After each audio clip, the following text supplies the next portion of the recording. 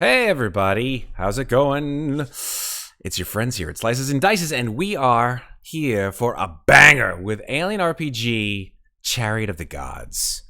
It's actually considered to be probably after Hope's Last Day, which is the very first cinematic scenario. It's considered to sort of be the first real three-actor in this series of interlinked cinematic scenarios. And it's one that we never did. It's one that we never got to. So I'm super psyched to do it. And I'm doing it with these five awesome people. So we're just gonna go quickly around the board here. Let's start. We got some brand new people, by the way, to not only either to the channel or to this game. So I'm super psyched to have them on board. So let's go with some familiar faces. Let's go this direction. Let's start with Julie. Julie, how we doing? Can you tell us a little bit about yourself and where you can be found on the internet, please? Hi, I'm Julie.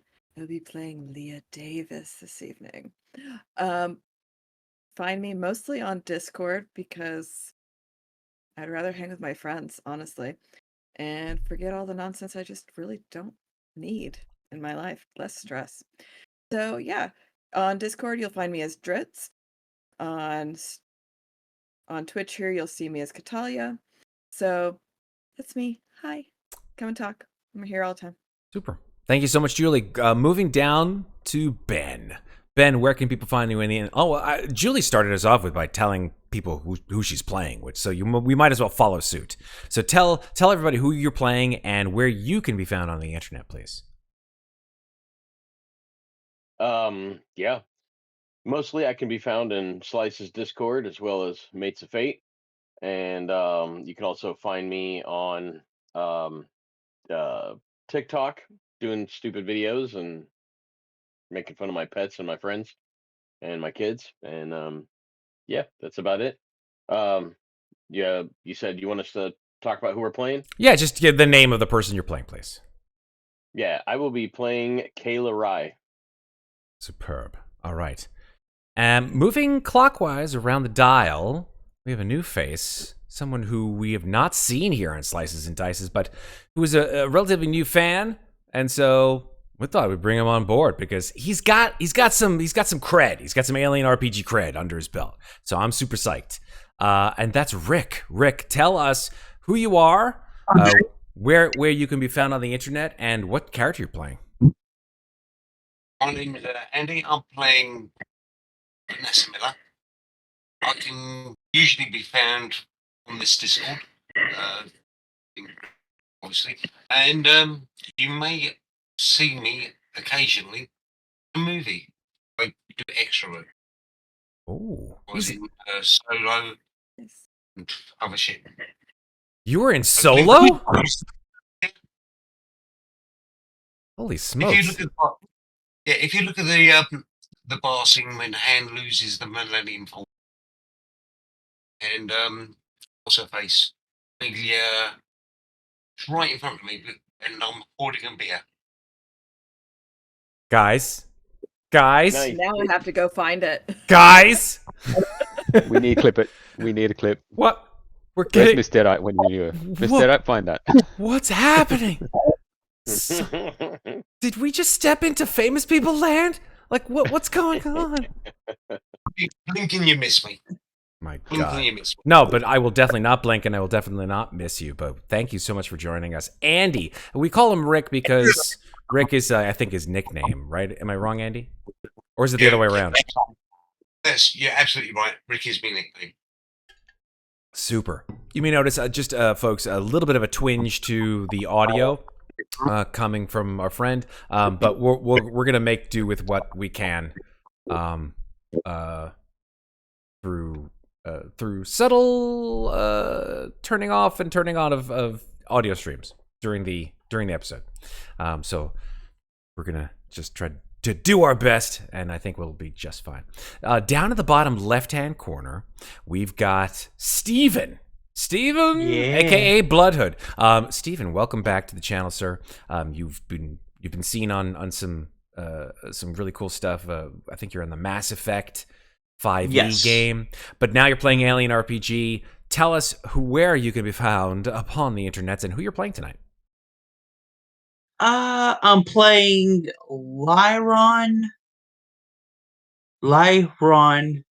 Cham, and you can find me on Discord with Bloodhood, and I do have other social medias, but those social medias are a bit toxic, and I tend to stay off them though. That's So totes fair. That's 100% valid. So yeah, no Yes, worries. that. Okay, cool. So, and then finally, someone who you see too much, I think, on this channel. I think it's a Hey, shame. I'm not the one that's on the stream most of the time. Just a shame. Just a shame that I had to drag him into this fucking Alien RPG game. It's our friend Red Platinum playing. Well, I don't know. Red, tell us about who you playing. Who you playing? Who are you playing? God, can't get my I pronouns. play myself. You play your. I mean, well, yeah. Who are you playing and where you can be found on the internet, please? Ooh. you can find me at different places around the internet, mostly on gaming websites. But you'll most likely be able to communicate with me on our Discord, which I'm pretty sure Matt will post a link to in the chat if he hasn't already, or Mr. will, or Maeve will, It's there. or somebody else will. It's there. And I am playing JJ Wilson, your friendly neighborhood corporate liaison. Ah, boy. Okay, now we know who the bad guy is. Thank you, Red, Yep. for playing the bad guy. Yes, he's Burke. He is 100% corporate agents, man. Gotta love him in this game. Everyone's like, as soon as it's like, well, I'm playing a trucker, a space trucker. I'm playing a kid. I'm playing a bartender. I'm playing a roughneck. And it's like, I'm playing the company agent. Like, everybody just does this. Like The immediate face palm from it's everyone. so You rough to play the chose company that. agent. Yes. It's like It's like playing. He might be a really nice guy. He's probably a It's really like nice guy. playing the neutral good person and the neutral evil person in a party of good people. Yeah, absolutely. It's Elon Musk. Sorry, did I say that out loud? God, man. All right, I think it's time to get started into this game. How are we feeling, folks? We good? We ready? Yeah. All right, so mm-hmm. Chariot of the Gods. Let's talk about it before we get started. Chariot of the Gods is a 3-act scenario. It will be broken up, hopefully, into 3 sessions. I think we can get through the first act tonight. But it is something that, you know, if you folks want to roleplay, part of the role-playing game itself is, of course, to roleplay not only the connections between you on the crew, but also in doing so, gaining experience points. And gaining experience points in the scenario, you can do certain things. Role-playing in a role-playing game? What is this, man? I don't know. It's just not Oh my gosh, right? horrible things. What else is there to be said? Yeah, space is hell, so get used to it. There's combat, there's panic. If you've watched our shows on Alien RPG, you'll know what that's about. I think we had a little bit of a primer before we started, a little bit of a session 0, so they could choose the characters and also to go through the mechanics of the game.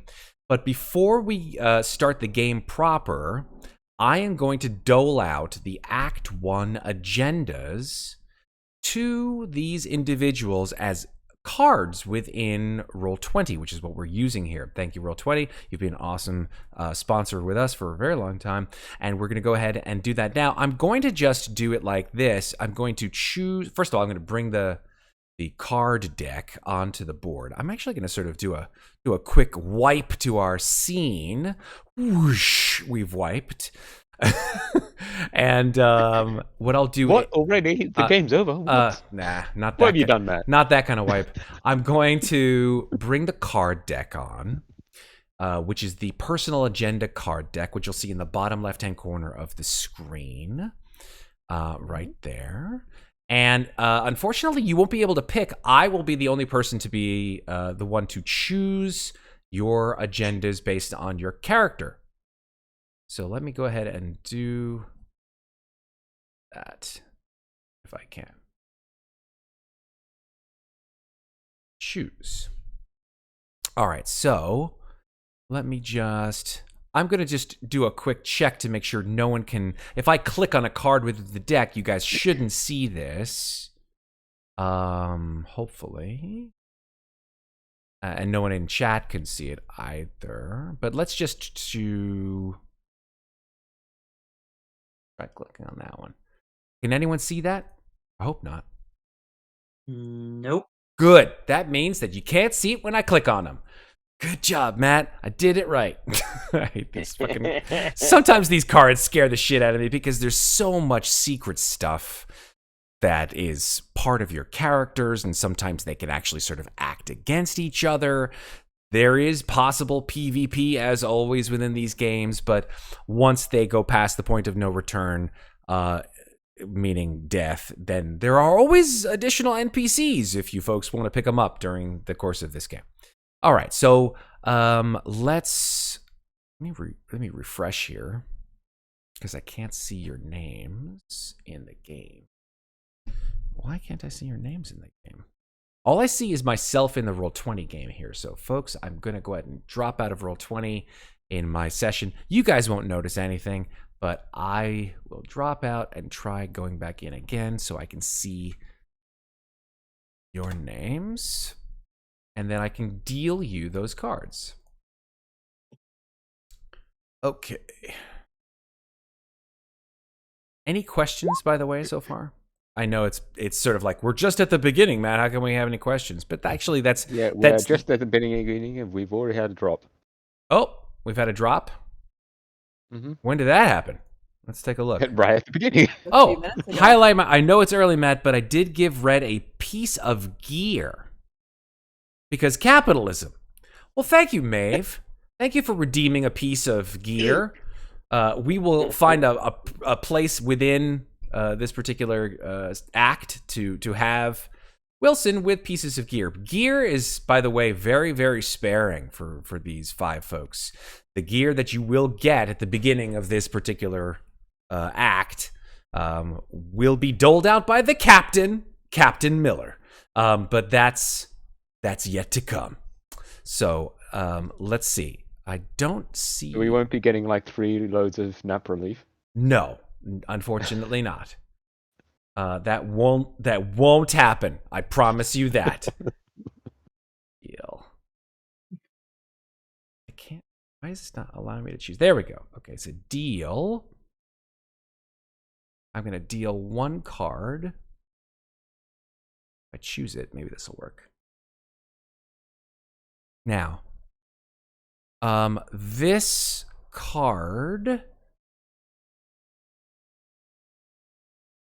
if I drag it onto the board, it's probably going to be that everybody's going to see it. So I'm just going to drag it. Well, I still can't see your names, by the way, folks, for some reason or another. In the game. Can everybody... Roll20's having a bit of a hissy. Yeah, Roll20 is giant, giving me a giant high hard one right now.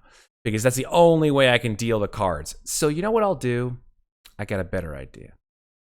I am... Jesus Christ. If I could, I would just have typed it up and just, like, literally given it to you. But instead, let's see. Can I drag it onto myself? Yeah, let's drag it onto myself. I can drag the cards onto myself, folks. It can be done. Now, the question is, can I deal that card to somebody else? Oh. Okay. That didn't show on screen for you folks, right? When I clicked it from my deck? There's a screen flipped backwards where there's writing, but it is way too small to read. Yep. There's a screen flipped backwards with writing. Yeah, the card deck itself is being flipped upside down, so we can actually see what the top one is. Oh, well, that's a problem. It's kind of too small to read. I mean, I no. tried, but I don't think you want me to, so I haven't tried. No, it's doing something weird. Recall. Let's see if I can just shuffle the deck.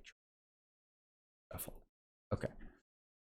Oh boy, this is amazing. All right, so you know what?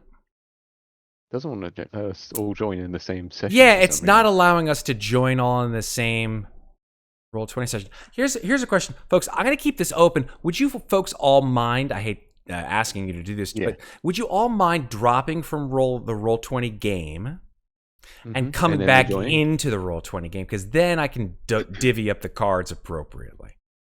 Mhm. Yeah. Thank you so much. That is much better, hopefully.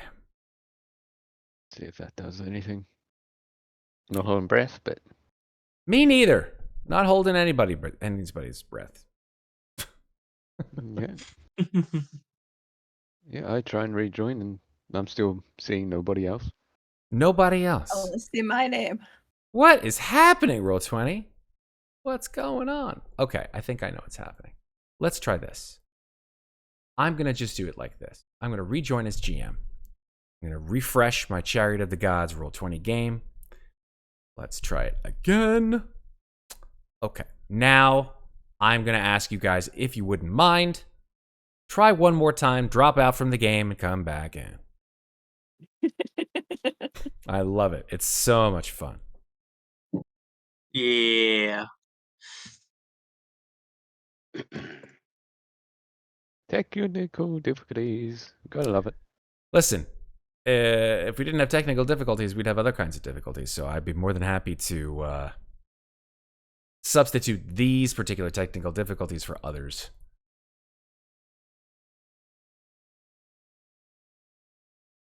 No go? Nothing for me. No go. Still I see nothing. myself. Yeah, I don't know. This is very weird.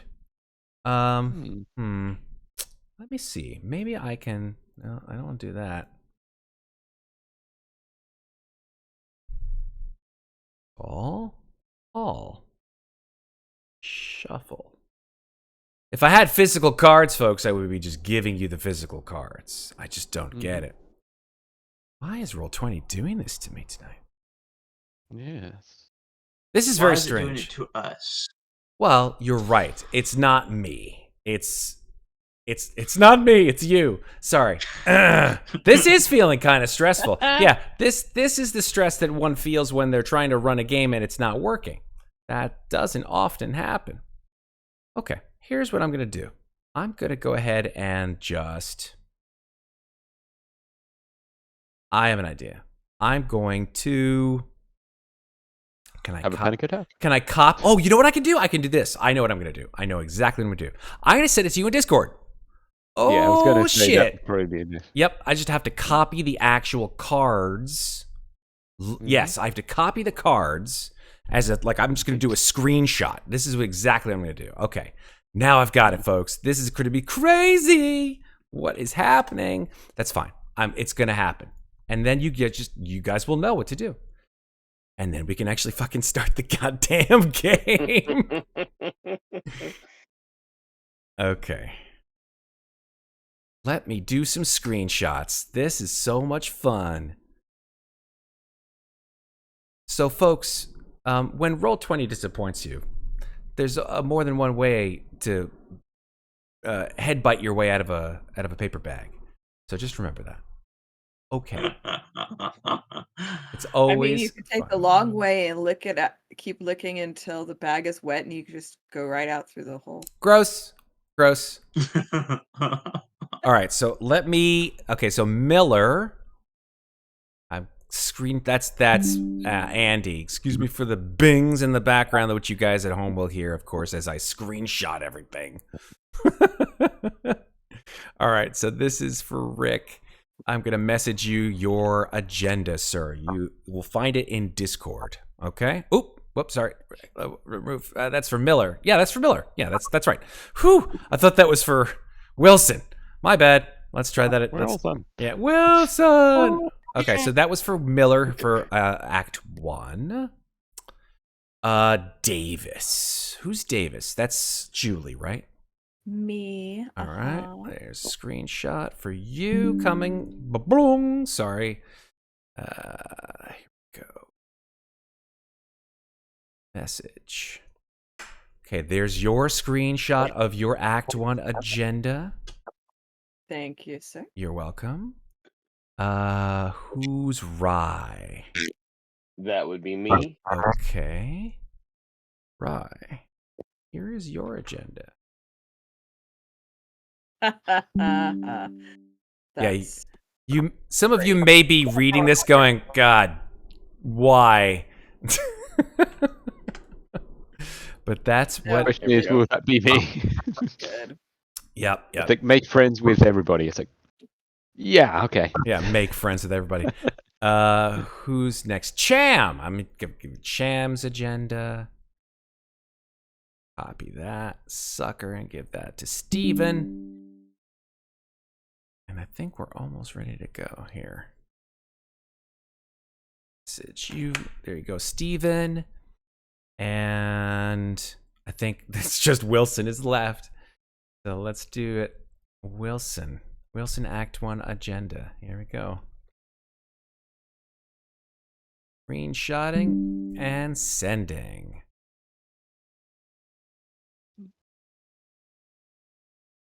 Boom. We did it. We did it. We made it work. Okay. Has everyone had a chance to read their Act 1 agendas?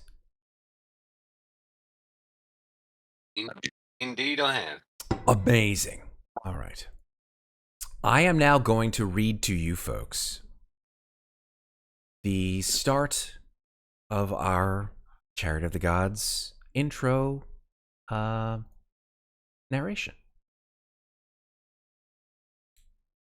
So, give you some music.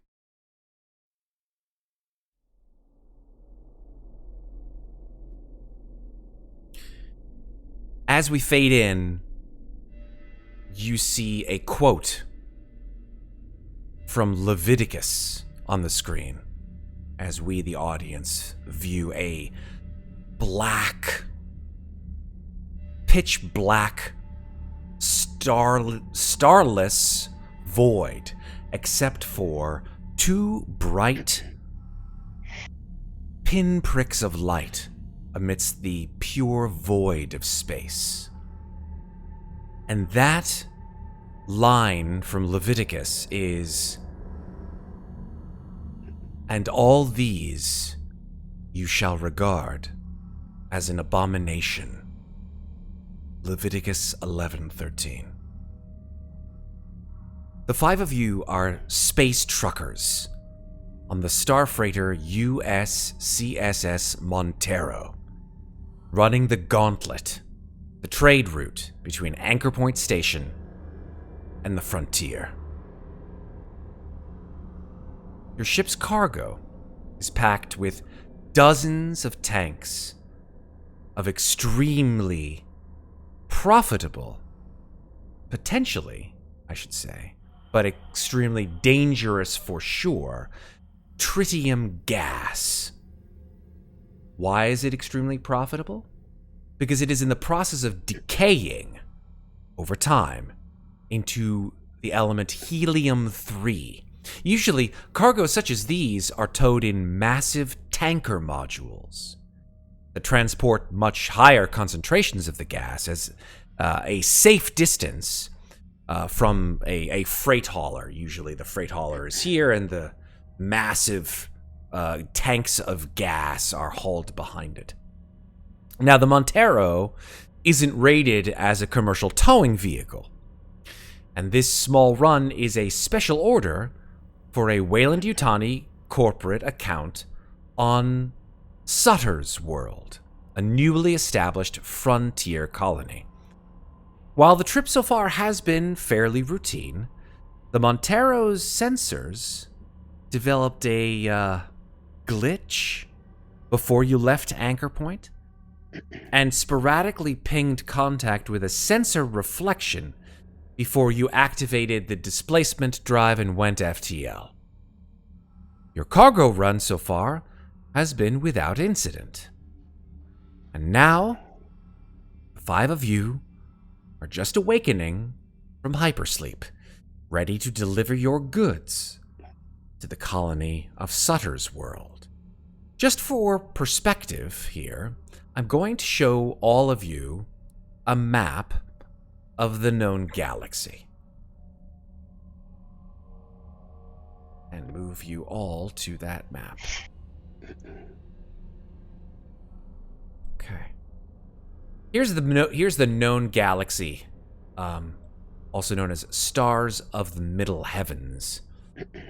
You may note a couple of things. Note, of course, that the map itself is broken up into 4 colors. 5 colors. The frontier being the sort of area of space that's unexplored, but for the most part has potential for commercial benefit. The United Americas, which is the blue area. The independent core systems, which is a very small portion of the galaxy, the yellow bits towards the center of the galaxy.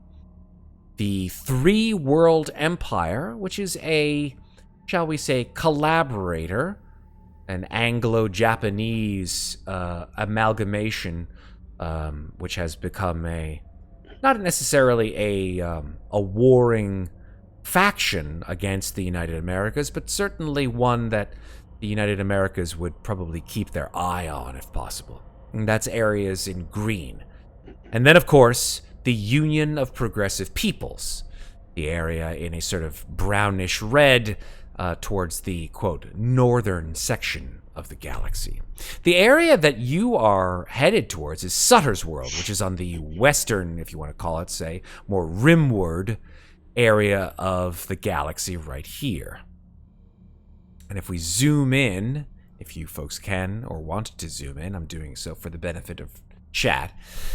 Sutter's World is by a star called 111 Tauri.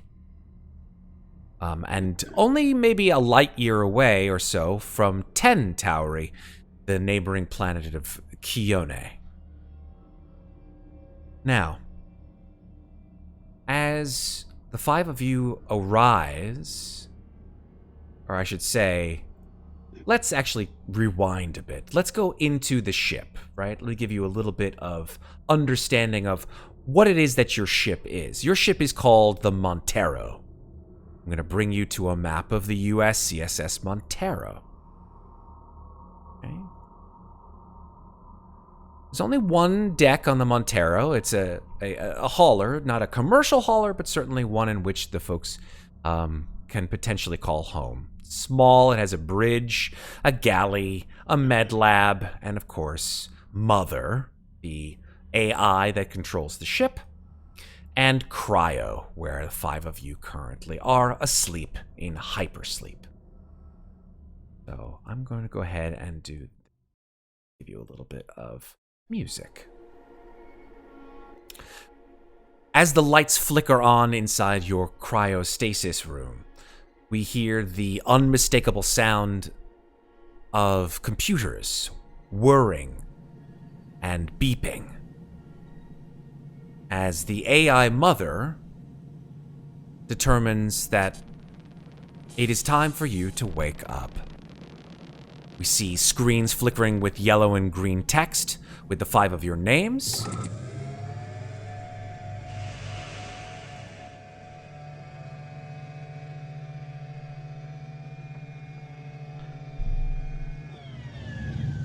And the 5 of your cryo hoods open like clamshells or like eggs, all at the same time.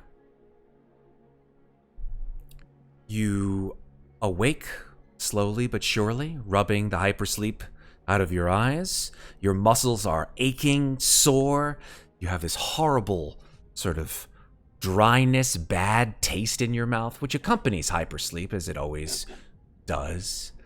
You'll notice on your character sheets that they are accompanied by several conditions, one of them being dehydrated. And the key thing with dehydrated is you cannot gain health and you cannot reduce stress until you have a shift in which you rehydrate yourself. So, the 5 of your cryopods, shall we call them, open, and you are free to discuss and say hi to each other. I sit up and look around. Do we have any hydrate nearby?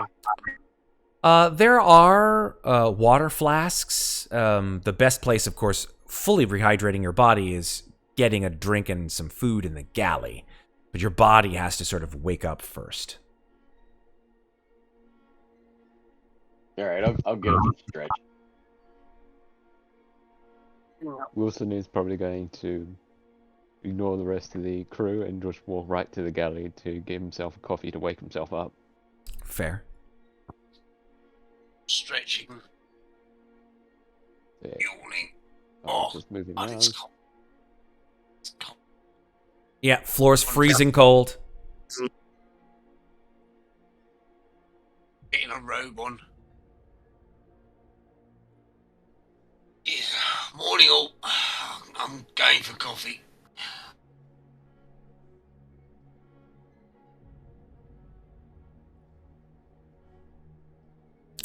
Yeah, I'll stumble in that same direction. You folks can move your ways through the corridors and move to the galley if you so desire.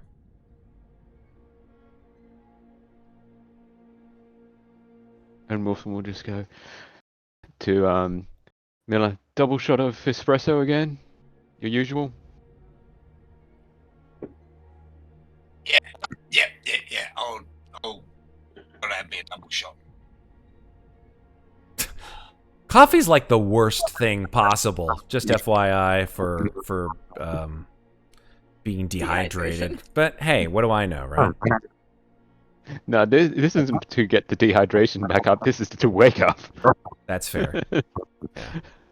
I'm going straight for the water. Davis gets up and stretches, and then kind of does a couple of jumping jacks and then cartwheels a few times down the hallway. Like, come on, guys, it's not that bad. This is great. Got a nice long nap. Now it's time to let's do something. This is gonna be fun. We're gonna have a great time. Let's go. And then find some sort of sports drink, like the new Gatorade, whatever that version is. Just downs it. Okay. And if they look at her grumpy, she'll consider splashing them with it. I think this is a good time to probably get Wilson to be granted his gift from chat. So Wilson, would you mind rolling me a D10? D10. Okay, let's see. D10. 3. Okay. Let's see what that gives you. That will give you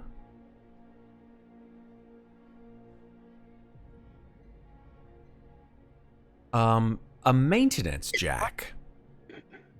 Okay. So you can put that into your character sheet's inventory. Okay. Just write down maintenance jack. You can look it up in the compendium if you can. No, Okay. can't. So I'll just You type can't. it in. If you can't, that's fine. I'll give you the information for it a little bit later. Yeah. Sure. I'll just write it in the character sheet though. Excellent. All right. Now, you guys all sit around a table. The unmistakable sound of the engines comes back on, and you find that the ship is starting to sort of slowly rumble back to life. Right. It's early. It's early, but we need to start doing some work. Cham, can you go and check on the lithium for me? Avis, you a handshake with Sutter's World. Right. Have a look, see if you can find out what that glitch was. Mr. Davis, you just stay out of the way. I start heading towards the bridge. Okay. Leah Davis, I believe, is a female, if I'm not wrong. Yeah. Leah Davis is a female.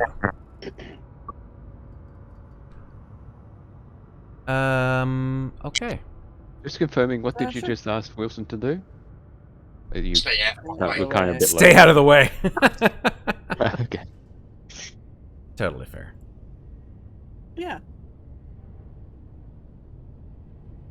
Okay. Well, Wilson is going to probably stay in the galley and get himself rehydrated as best he can. Super. Nah, that works for me. Okay. Now, as you folks acquaint yourselves around the ship, you can, I would say, probably within a turn or two, probably 10 or 15 minutes of just drinking and eating and talking and getting amongst your stuff, you can take off the dehydrated marker on your body, on your character sheets section there. So we're not dehydrated, yay. Not dehydrated any longer. That's correct.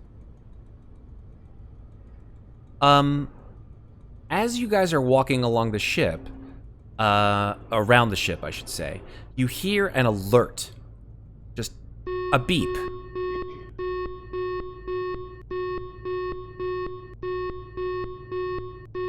And then it stops. Miller. Yeah, Miller, you were on the bridge when that alert came out. Make a Comtech roll. First roll of the game. First roll of the game. Don't stuff it up. No successes. Okay. You type into the bridge's computer to try to find out why the alert came through. And you determine very quickly that the alert seemed to be, again, this sort of strange sensor glitch. Why that happened, you're not sure what happened. But it's still acting up, it seems. Get on the internal comms.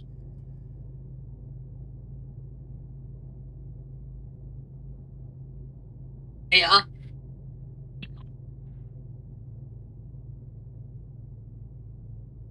Finger. Check on Well, that. that was bloody odd. I wonder what that little pesky little noise is about. Wonder if it means we're getting close. We should probably head up to the bridge and figure that out. Can't have us crashing into the middle of the planet. That'd be not so bueno. That would be bad.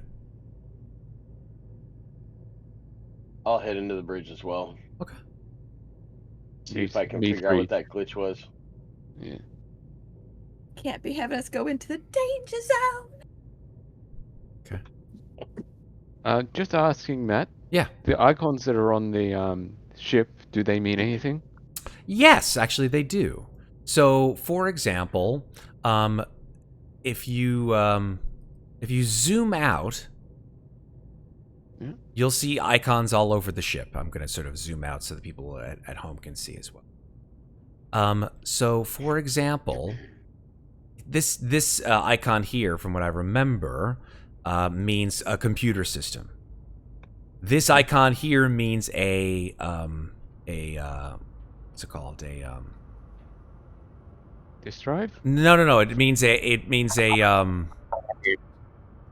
what's it called? It's why am I losing my mind here? I can't actually remember. Well, it's in the galley, so it would be. No, it's a Here.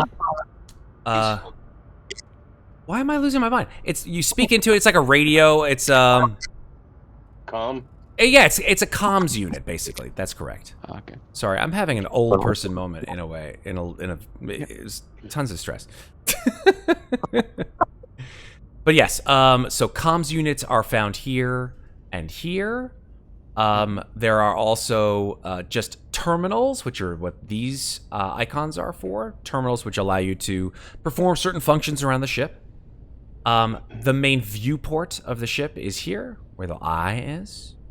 Mm-hmm. This is cryo. Here. Mm-hmm. This is a ladder, which brings you to either a lower or higher level of the ship. And this is MedLab, where you will find potentially medical supplies. Okay, so then I in guess that I case, should head to the terminal then, and can I make a contact, see if I can figure out what that glitch is? Sure. and Wilson will be head to Mother to check. Okay. You are not allowed in Mother because you are not the captain of the ship. Okay then, I'll get out of Mother.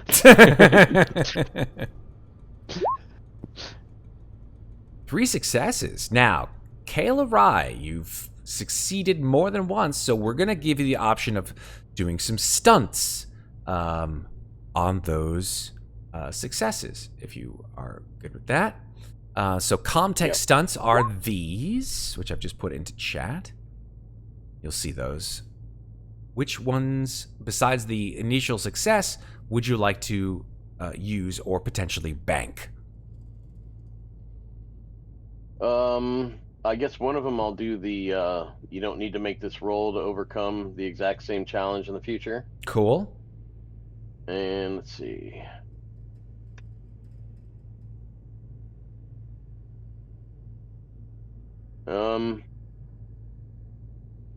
I'm gonna bank the +1. Cool. Make sure you notate that down. So yeah, it definitely seems to have been some kind of a sensor glitch for sure. What I think that you got that unfortunately the captain did not, is that you determine that it seemed to be actually kind of well, I mean, it wasn't a glitch, really, it seemed. It seemed like Mother actually determined, based on their sensors, that an approaching ship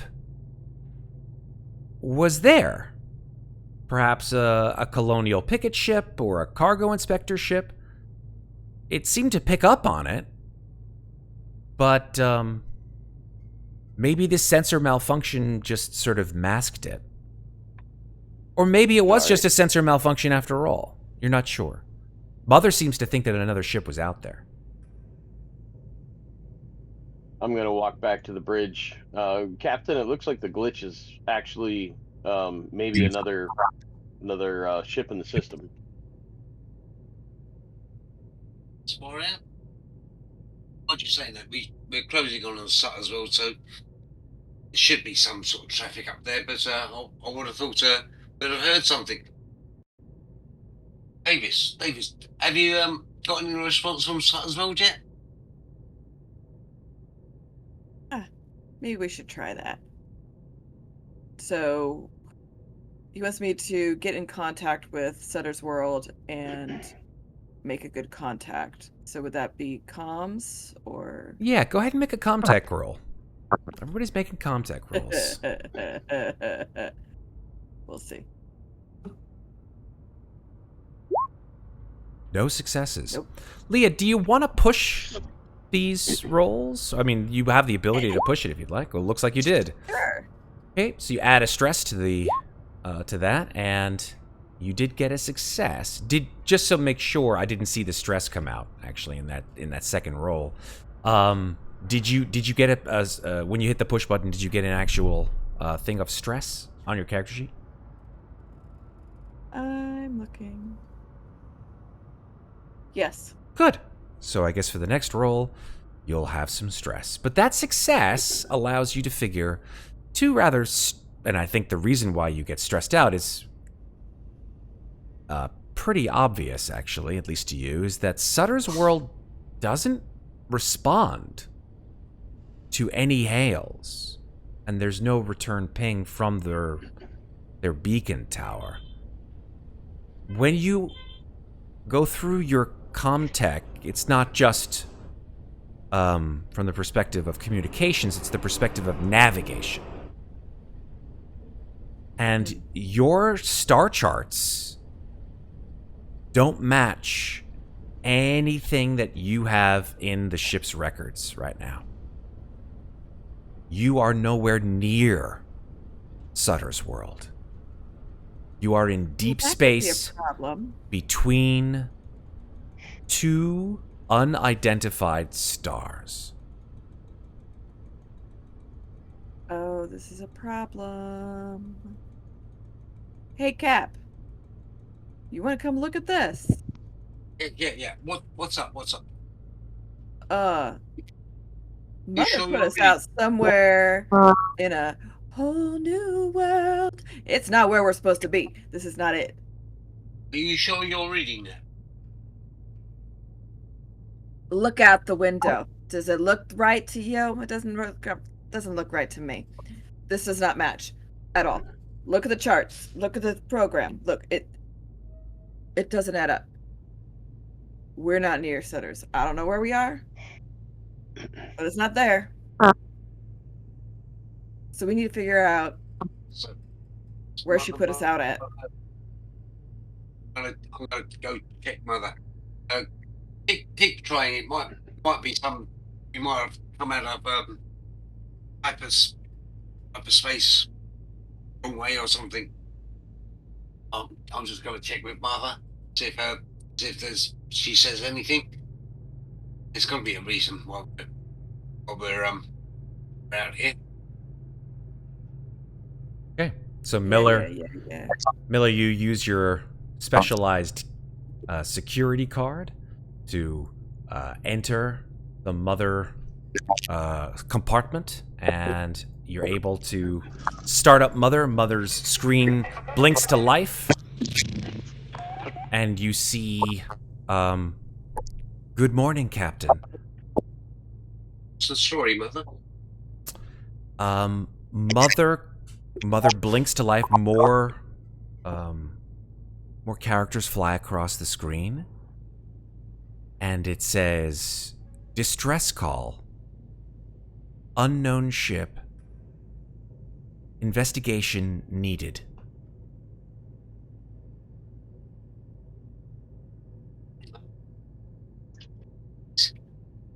Company protocol.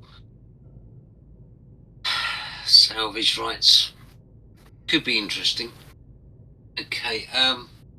No, you have nothing on location of. No data on the location. Mother comes to life and says, "Location unknown. Triangulation of ship needed to trace to source." Thank you, Mother.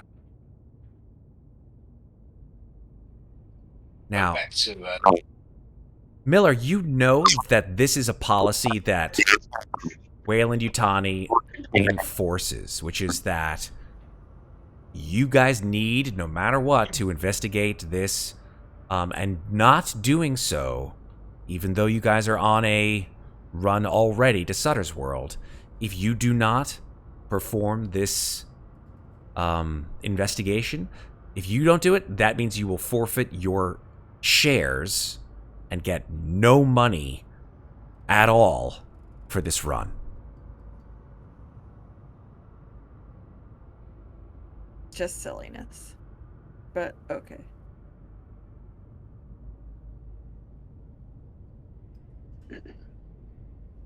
my bestest buddy, my bosom pal. Yeah, do me a favour. Find out exactly where in space are we. I mean, there must be something on the charts. Who did you say that to, Miller? Yeah.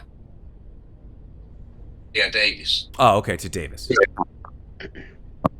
I'll work on it. See what I can figure out.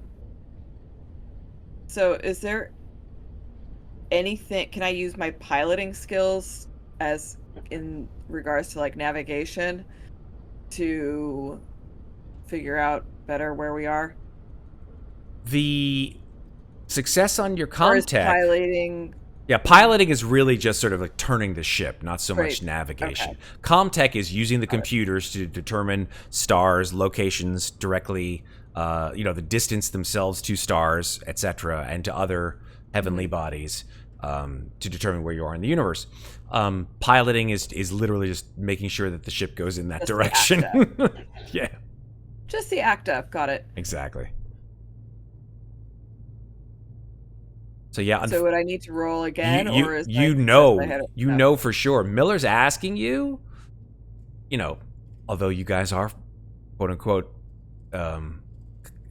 comrades on your ship, and you guys have done a few missions jobs together, so you're relatively friendly with the captain. You hate to break it to him that got no fucking clue where the hell you are. I'll look at the charts again. Sure. No guarantees. I won't But make you for roll real. it. I won't make you roll again. But you're sure that where you are in the galaxy is one, not near Sutter's World by a long shot, and two, wherever Mother took you out of hypersleep, and why, you have no idea. Captain hasn't really told you yet, but you are in an unknown region of the galaxy. We are nowhere near home. Definitely not anywhere near Kansas. All right. I guess I'll look at the charts again. Analyze them. Can I give her a hand with that? The whole time. Yeah, I mean, if you would like, if you guys can speak about it, you guys can do a little RP as to what the heck's happening here. Do you want a hand with that, Davis? Yeah, look, man. Nothing adds up. This is nowhere. We are nowhere near home. This is not it. The charts, the computer system, where we're supposed to be, where we're going, we're not there. It sounds like there was some sort of I don't even know what's going on. Cap hasn't said it yet, but something's going on. I'll But try and get it out of you position. know how the company is. They're always sending us off on these little side quests for something in the middle of our runs, causing us to be late for our deliveries. So it's probably another one of those BS things. The question is, why here? Yeah. So Mr. Rye Mr. leaves. Go ahead. Mr. Wilson, do you know anything about this? Mr. Wilson? Is Miller asking, or is he just yelling out? No, he's asking, but asking in a firm but polite manner, with a bit of side eye. What have we found out currently? Where are we? Or why has Mother sent us here? Rye leans in, kind of scrolls out, moves the charts around a little bit, and can I make a comtech, see if I can figure it out? You sure can. You can give it a shot. All right. No successes. You wanna? You're gonna try to push it? Yeah. You're pretty good with Comtech. Yeah. A second time is a charm, Kayla. The stunts are the same for Comtech if you wanted to use one. But this time I'll do some. How about some new information? okay. New information. Okay. I'm gonna go ahead and say that you take a little bit more time looking around these stars, and you can guesstimate that the area of the galaxy that you are in is... oh man, I'm gonna say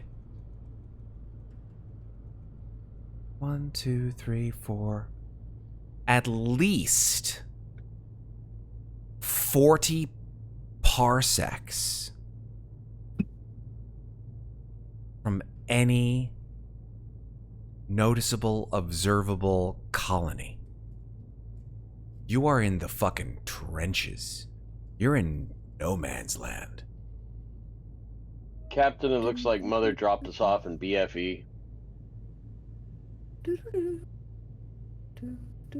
Deep joy. So we can't triangulate our position.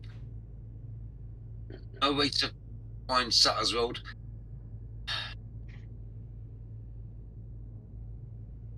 Mother says there's some sort of ship out here, but Well, I mean, if there's a ship out here, shouldn't we go and see what happened to that ship?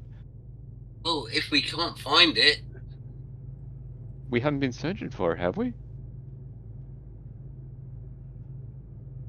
no, We've been searching for haven't- where we are, not where where the ship is. As if as if you were to almost presciently know what is about to happen next, there is an intense beeping,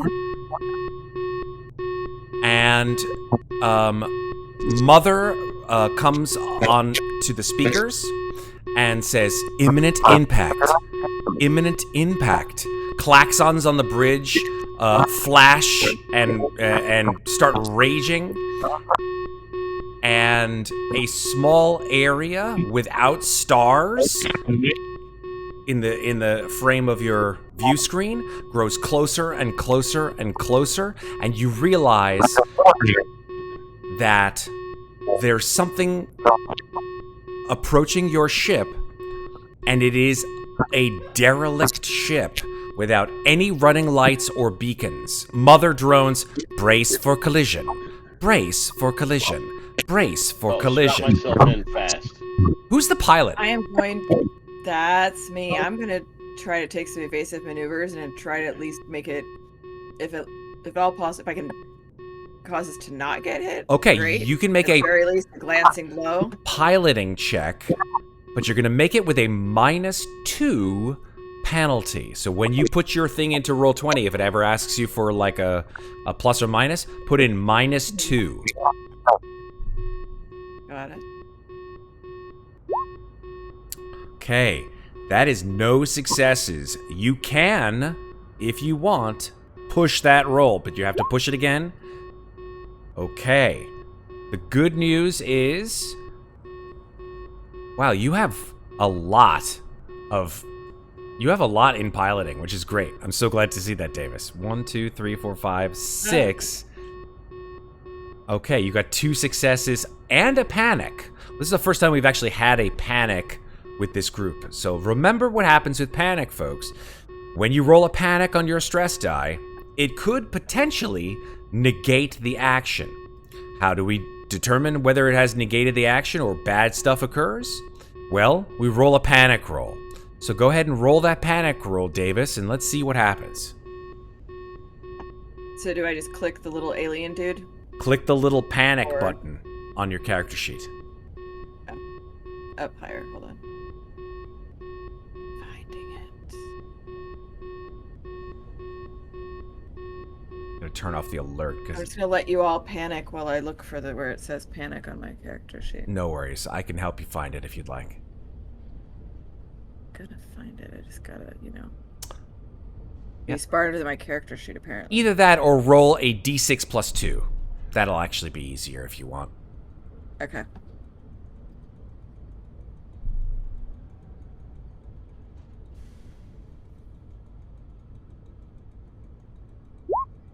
Okay. Yeah, you. So 5. So yeah, it's a 5. Plus 2. You, I didn't hit the +2. Sorry. no worries. I saw that you just rolled a d6. Totally fine. So 3 plus 2 is 5. 5 means that you keep it together.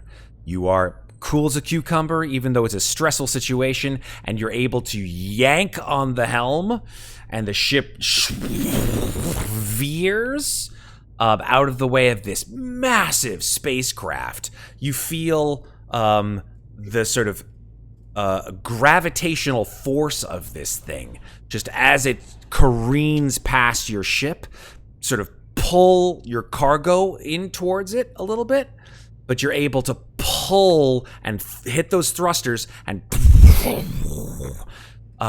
you're able to push this massive bulk out of the way of the distant ship. Cham, you have been sort of going back and forth. I think you were in checking out you were up top deck. I think you were looking in the tanks. You just feel this huge, just whoosh, the ship, all of its gravitational and inertial dampeners, just wham, they slam you to the left, and you find yourself like hanging on for dear life above humongous tanks of tritium.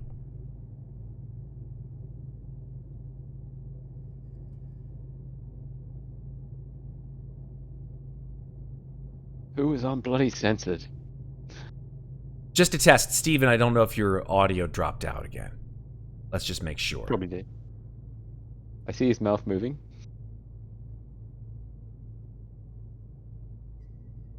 Okay. Hopefully, Steven's audio does come back.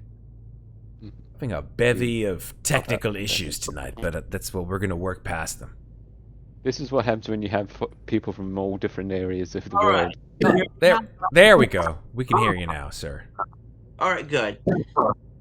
I shouldn't have problems, but I'm having problems anyways. So, I scream and holding on. Okay. You scream and are holding on for dear life. I think that may be what he said. I'm not sure, but I think that's probably what he said. Yeah. No roll for that. Yeah, you don't need to roll anything. Cham, I'm just going to give you a single stress point because you were in the wrong Roll place for at the an wrong O-shit time. roll. So go ahead and add 1 point of stress to your character sheet. Okay. You're, for the most part, unharmed. But the Montero has been almost, it has almost collided with this, well, let's just call it what it is, a ghost ship.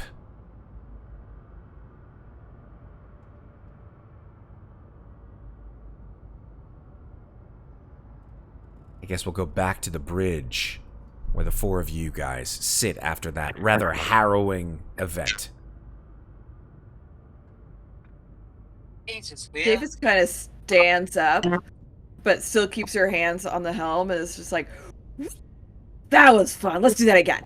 Ready? Ready? Let's do that again. Ready, guys? Let's go. I wonder if we can do Wait, some wait, like just pirouettes let in the me air with this. grab a seat. Doesn't it sound like fun? Let's do that again. Ready? A bit, but calm down. It's too Where's the early. bloody seat? You awake now? I'm totally awake now. Come on, guys. Yeah, just gently.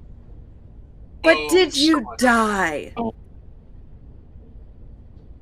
if I was a cat, I think I'd be down to like 2 lives.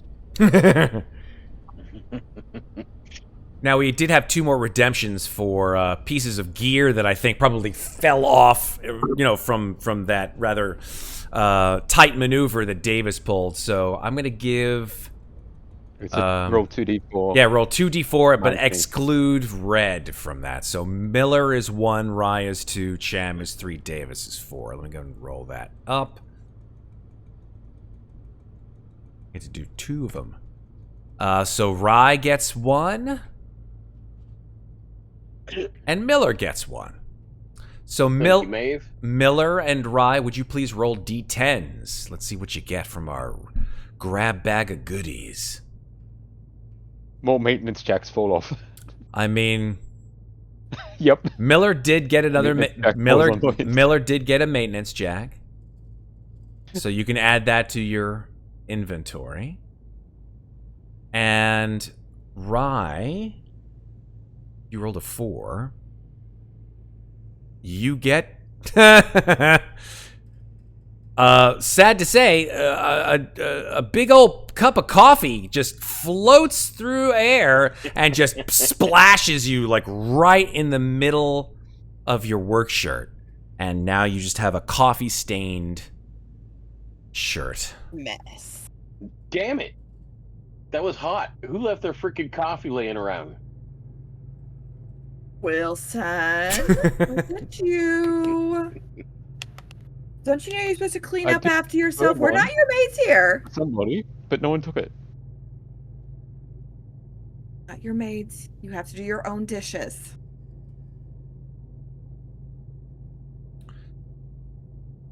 So, I think. Yeah, Cham. Yeah, so go ahead, Cham. Yeah. Yep. You were saying? Boy.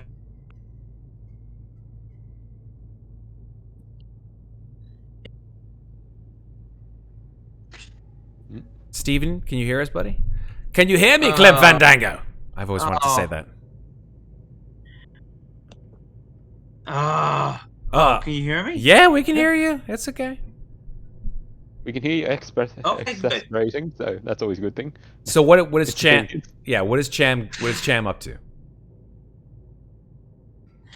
Cham is scared and telling the boss that the things are they're safe things are the now, things. but I almost fell on them. You mean the canisters of tritium gas, giant, you know? Yes, Dream. Yeah, they're fine. He's got jitters. Superb. All right. So, that said, Miller, I think that Mother has supplied you in the bridge with information regarding this vessel. This is clearly what Mother is saying to you is that this is the source of the distress call.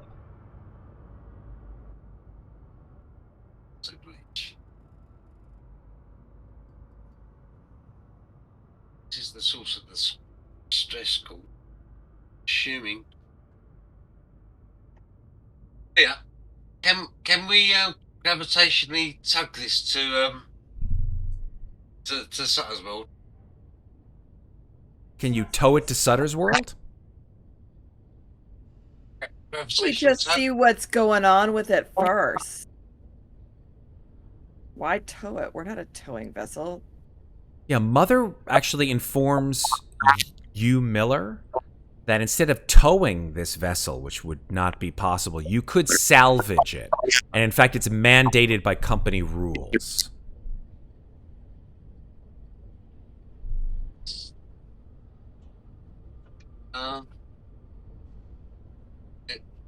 There no running lights on it. No sign of it being used at all. Well, when you come up alongside this ship and you kick on the floodlights, because the ship has nothing that indicates life at all. No lights, no engines, nothing. What you see is kind of something that all of you kind of gasp at. And that is the name USCSS Cronus. Now, the USCSS Cronus is a Wayland SEV-M3 Heliades class spacecraft. But it's kind of a bit of a legend. Because it's been missing for 75 years.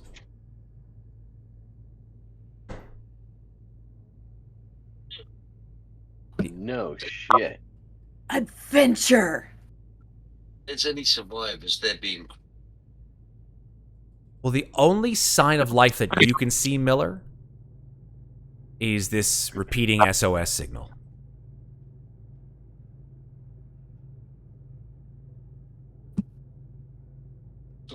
Thing sort of a visual scan. Is there like a docking port? Let me actually see if I can give you guys a handout. Let me see if I can find it, actually, of the Cronus. Let's see. Find it. See Matt G. So, Davis, you seem exceedingly chipper today. What do you say about having a salvage operation on this ship? We may be able to get some more fuel to get us to our destination. Do we have enough fuel to get there? I mean, what does Mother say? What was the question? Sorry, I missed it. Yo, Ma, do we got enough fuel to get from here to Sutter? The answer is you would have to go into cryosleep and then sort of drift, essentially. It would take a But long we time. could. Yeah, it would take a very, very No. long time. This salvage should mean more money for us, though, right?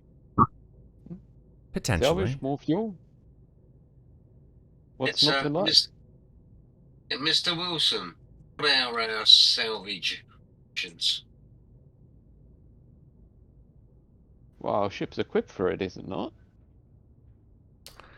Not rated as a salvage ship, but yeah. So what do we get? Do we get like shares in the salvage? Do we get the ship commissioned? You're the company man. What are we entitled to? So Wilson, you do know that salvage missions are strict salvage rights by the finding vessel. So any material or materials on board are the distinct rights, and all value of those materials go to the finding vessel. Well, basically anything that we find is ours by law. We get first pickings. Find some really So- cool antiques on there. So we can I strip the mean,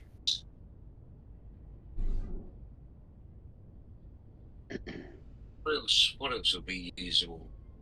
So, okay, let me have a look in the database. See what the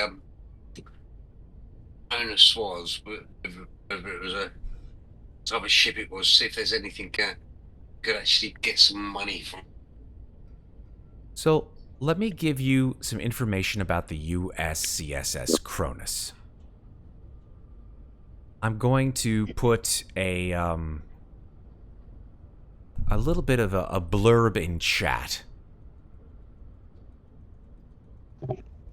It is a Wayland SEV M3 Heliades class science exploration vehicle.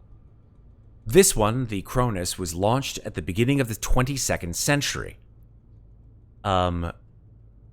Just as the Montero, if you want to call it that, and this is just sort of stepping out of our characters for a second, is sort of a slightly newer variant of the spaceship, the Nostromo, from the original Alien movie. The Cronus is a Heliades class ship, which actually is very similar to the Prometheus. It's that old.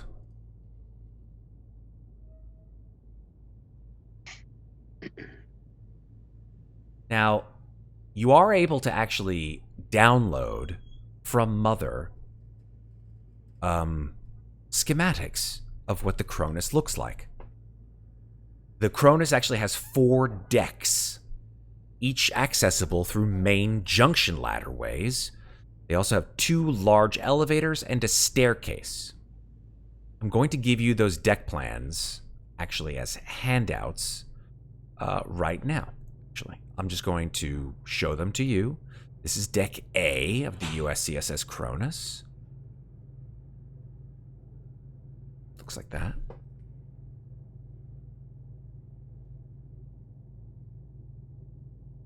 Okay, as you can see, their Mother is there. There's some air scrubbers, 3 cryo units, the examination room, and what seems to be showers. That's what's considered to be the cryo deck. Then there's Deck B, which is the main deck that seems to have most of the operations, bridge, etc. on board. There you go. So for that one, you can see that the command station, bridge, all the pilot stations are up front. vestibules for laundry, mess hall, living areas, science lab, med lab, and the reactor core. You'll also notice at the back of the Cronus there is a sizable area for what's called the science module, which is a detachable sort of shuttle of sorts. That is commonplace with these kinds of scientific exploratory vessels. The interesting thing, that when you 5 of you look at the Cronus, you look in the back of the Cronus where the science vessel should be, the science module. It's not there. It's missing. Who of us would probably notice that specifically? I think all of you would. Like, how much of us would know that there's supposed to be a module there? Yeah, like I said, I think all of you would. It's like looking at the Enterprise without its nacelles. It's like, what? That doesn't make any goddamn sense. Her ass fell off. Her ass fell off. Yeah, exactly. Where's the ass gone? I guess we'll have to ask. Where's the ass gone? Kind of old. Maybe it just went flat. She got no ass. Here's the third deck, the cargo deck. This is where they keep all of This the... is why we do our squats, everybody. This is why we do our squats. So there's the cargo deck. The deck, deck C, the cargo deck has obviously all of the cargo bays. Coolant tanks. It also shares a deck with the reactor engine and the reactor relay control. And then finally, deck D, which is the vehicle bay. This is sort of the lowest bay of the ship. Looking at it horizontally. Within the vehicle bay, you would find such things as power loaders or tractors or the like, things that would be enabled for scientific purposes. So those deck plans are yours to keep. But that is essentially what you see. Tell me what it is that you guys want to do. You've got yourselves a ship. Well, If we protocol mandates we go on. What's the size of the ship? Is this compared to the Montero? The Montero is much smaller than the ship that you've just located. Miller, I'm sorry, you were just trying to say something. Yeah, if we need to salvage it, gotta get the engine started. So that'd be one. Find out what happened to that science module. I don't know why that was off. So see if there's anything in the logs regards to that, and I suppose check the crow, see if there's anyone still sleeping.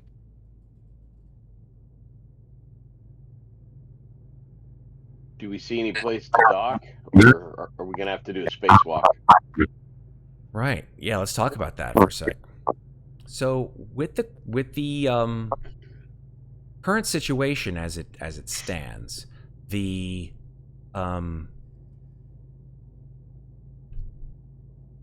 what you would need to do first, of course, is the fact that the ship is actually going a little bit faster than you are. So what you'll need to do is you'll need to sort of come up along its side, like you guys are trailing it. You guys will need to pilot the ship, and it's sort of spinning listlessly like this. So it's like it's going, but it's also spinning. So you guys will have to match in a sort of interstellar kind of way in the movie Interstellar, like where they had to match the exact latitudes. Davis just needs to put on the music for it. Yes, exactly. So you'll need to board her. And the only way to do that is to match her actual axis and altitude, and latitude. So that will require a piloting roll. I got you. The problem with getting to the ship is that you can do it one of two ways. You can either spacewalk to the ship, or you can extend the umbilical extension between the two ships. That will require, for spacewalking, a mobility roll, or for the umbilical cord between the two ships, the umbilical, will require a heavy machinery roll.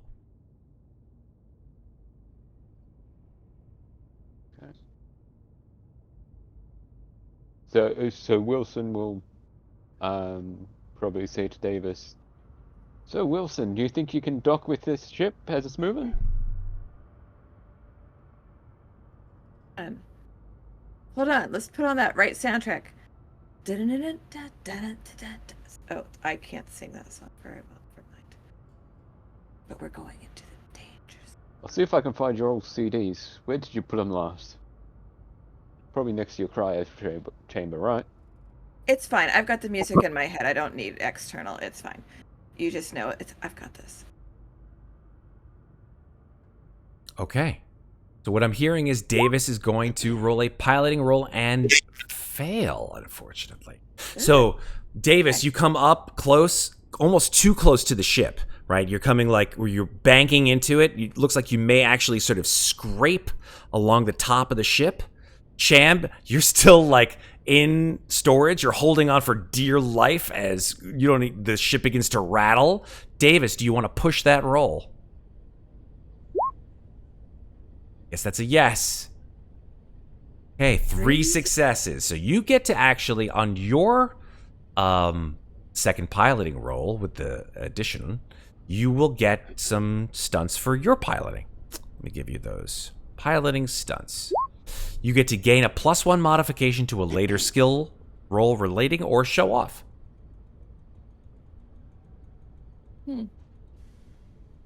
So do I get one or both? You get 2 because you have 2 additional successes. So I will take one of each. Superb. Tell me how you show off. I just kind of, instead of freaking out for the compensation, I pretend like it was all part of the plan. And again, I just kind of stand up and I'm literally just dancing while I'm moving it in. Like, I got this. It's fine. To music that's in my head that nobody else can hear. It's totally fine. Superb. Totally shaking my tush at everybody because that's humorous to me. Davis is Davis. All right. Davis did. Did Davis kind of do the Maverick thing of flying past the control tower? Just flying a bit too close? Danger zone! Danger zone. Hey, Cham, we're going to need you to get down here and extend that umbilical. We may have lost Steven's audio again. As you do. It seems to sort of drop out every once in a while. That's okay.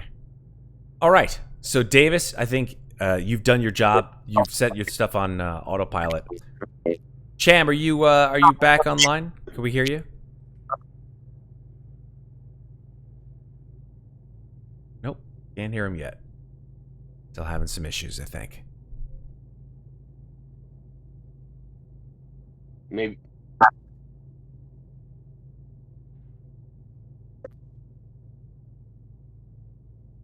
Hello. Yeah, there we go. We can hear you now.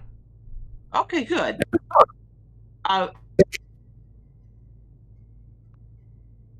actually on the bridge now, because that's why I told.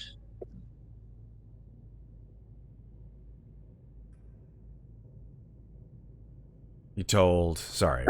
What? I couldn't tell if where you. do I go to? Hello? Still there, Steve? Oh my god. No, we're good. We can hear you. We can hear you again. It's fine, Steven. Steven's having some issues with his audio, folks. It's no problem. It happens all the time. So, Steven, tell us what you want to do. Just go ahead and just give us a quick rundown. Okay.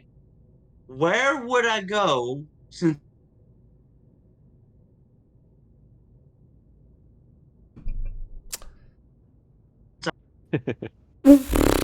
It's tough, guys. It's tough to run a game sometimes where your audio cuts out. It's tough. It happens. So it's okay. Steven, I think I'm going to do my best interpretation and or lip syncing. Give me a thumbs up if I interpret it correctly. Yeah? What I think you said was, where would I go if I wanted to, and it was either A, extend the umbilical, or B, go for a spacewalk. I can't tell which it is, to be perfectly honest. Option 1 or 2? Option 1. Look at that. I love charades, man. Charades is my jam. This is my jam. Yep. All right. So, Cham, I think you head over to the airlock, right? Because that's where you would extend the umbilical from your ship to the Cronus. The umbilical would be at the airlock, which would be... Let's see. It's not indicated necessarily on this map, but I think it would be somewhere probably in this area here, if I'm not incorrect. So we if you wanted to, you could just go right here. And then we will need a heavy machinery roll from you to extend the umbilical to the opposite ship. Go ahead and do it.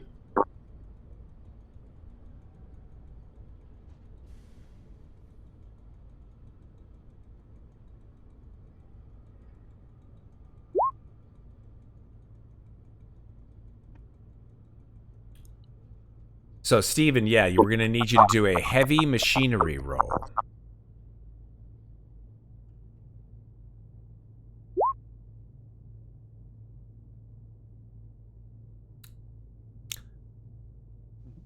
Do you see it on your character sheet, Steven? You're looking at it like you're not quite sure where it may be. And you don't add any. There we go. Superb. Okay, well, he got it, but the bad news is that's 0 successes. You guys all seem to be having some troubles. Some troubles with your difficulties. We just got, man. I know, you just woke up. Just a break. Cham, do you want to go ahead You and... guys are having a problem. Yeah, exactly. Rise amazing. Cham, do you want to push that roll? If you do so, want to push it, go ahead and click on the push button. Well, he did. Success and panic. 1 success, 1 panic, totally fine. Look at him, he's panicking already. He's just dying. It's okay. I don't think it's actually medically possible for you to get anything higher than a 6 at this point. Because you have 2 stresses and a 6. Well, he could get an 8. Let's go ahead and roll your panic roll, Cham. Let's try it anyway. So roll a d6 plus 2, and I'll tell you what you get. Seems like people are having some problems with the panic rolls on their character sheet. I don't see where it is on mine. Oh, you so- don't? Yeah, there's no I don't panic see anything roll that on the says the word character sheet. Panic. Yeah, let me roll from Krub Axrab, the guy who I've been sort of using the whole time. And so I think, if I'm not wrong, if I just roll the stress level, I think that may actually roll my panic. Let's see. So if I just did that, yeah. So that actually is where it says stress level. If you guys Okay. move your mouse over the bar Yeah, that you says can roll stress your level, stress level. yeah, if you roll your stress level, it actually shows up as the panic roll itself. Okay. So Cham, with the amount of stress that you have, if you move to the left side of your character sheet, click on stress level, and it should have a little should, yep, Cube next to it. yeah, it should roll your panic. So mouse over where it says stress level and click it. Let's see what happens.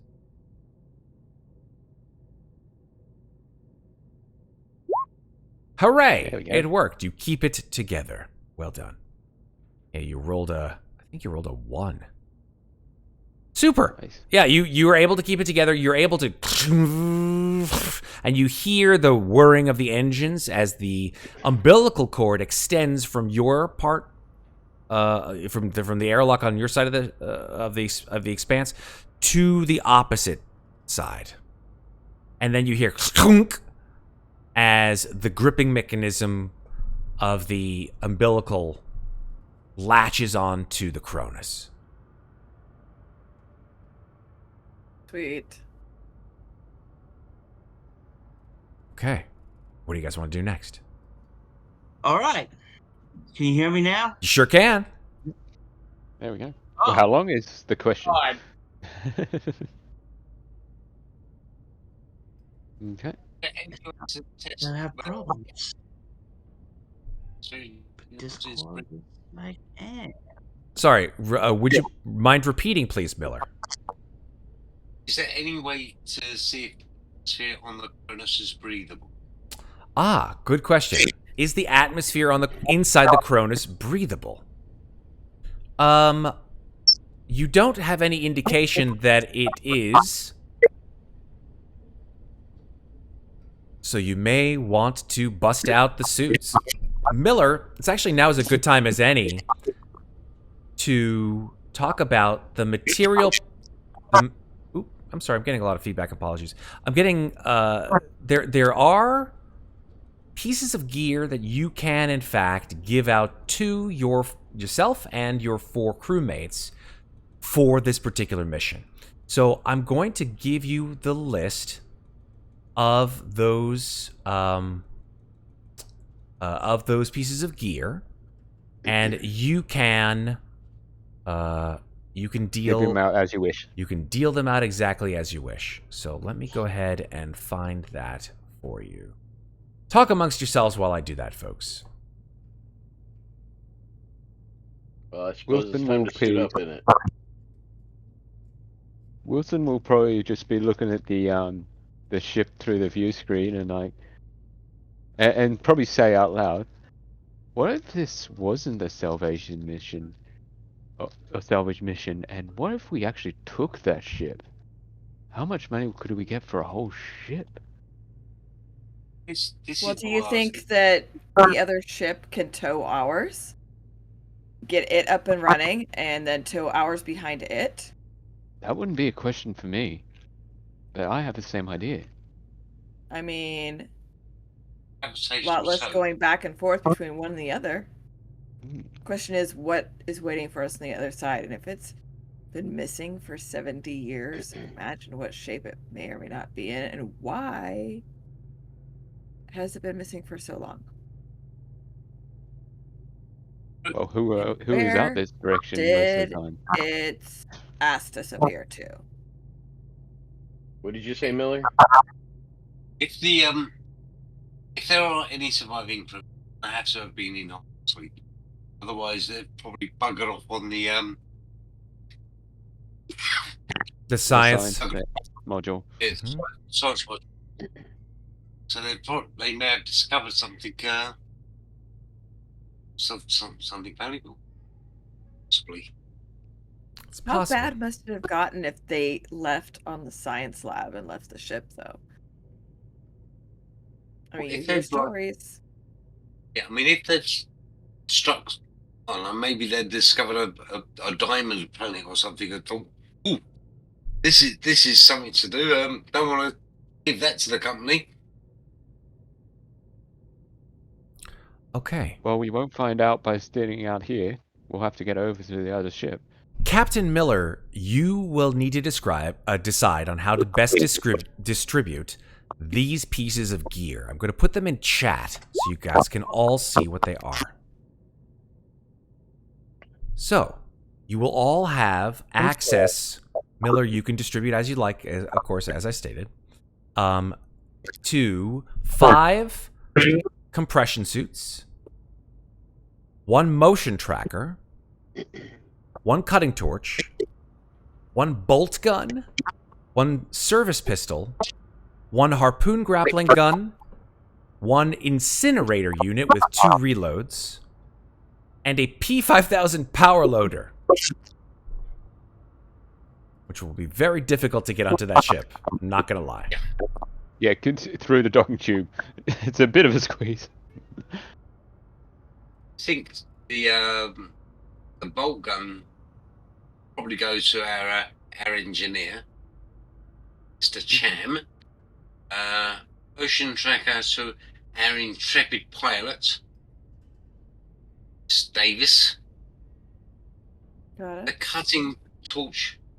I think. Yeah. You any good at maintenance, Leah? Sorry, not Leah. Um, Kayla. You need rye?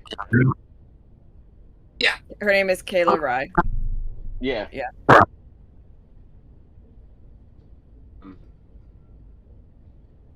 So one cutting torch. Cutting torch to Rye. Um, I'm putting all this down in chat as well, so you guys can make sure.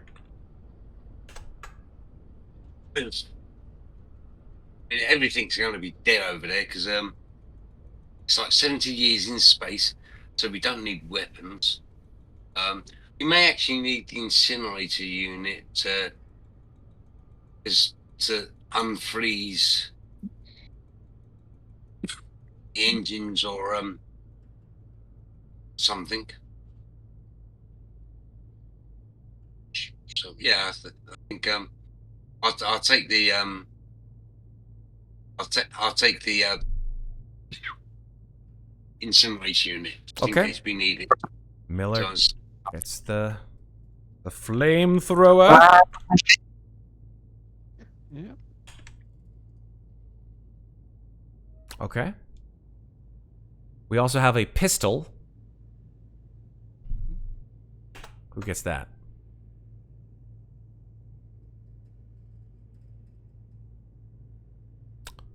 Miller, I'm not sure if your mic went out or something like that, but I can't hear you. yeah, we won't need weapons over there. Everything's going to be dead.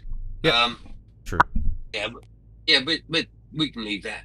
Leave it? Sure. We're gonna leave the pistol behind. Love it.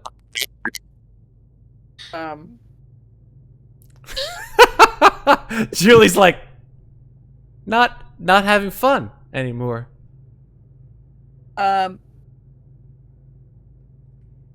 I fully believe in being the best armed person in every scenario. So,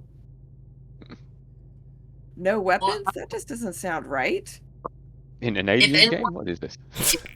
If anyone's, I'm not even talking about aliens. I'm talking about real life. Let alone aliens. Aliens is worse. Come on. If there are survivors, they're being cryo. If. Can you put out the word if? What if there aren't survivors? And what if they're not survivors because something is still on there that made them no longer?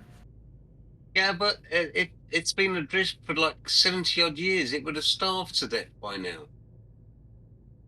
I don't Apparently, know he thinks we're wearing red shirts. I'm sorry, was I did hoping. not bring any brown pants, okay? So this is not going to happen today. Let's go. So who's Are you Really? Do I need to make myself a shiv before we go over there? Or are you going to just... What? All right. If you're that worried, I'll take the pistol as well. And I'll tuck Better. it in me. Tuck it in the back of my trousers underneath my suit. Spacesuit. Add a stress point to everyone? Well, Really? I think that may be. First of all, thank you, Babe, for or actually no, that was actually Miss Deadite, sorry. And Maeve. Both of them. Whew. Okay, that's kind. You guys are kind people. That's fine.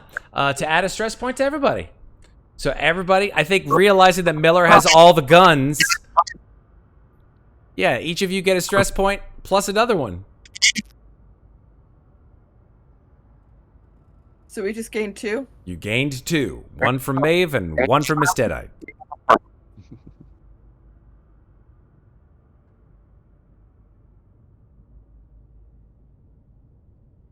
Flamethrower and pistol both go to Miller. Okay. So that's what I've got. Electrical kit? Do you have a what now? Do we have electronics tools at all? Nope. All right.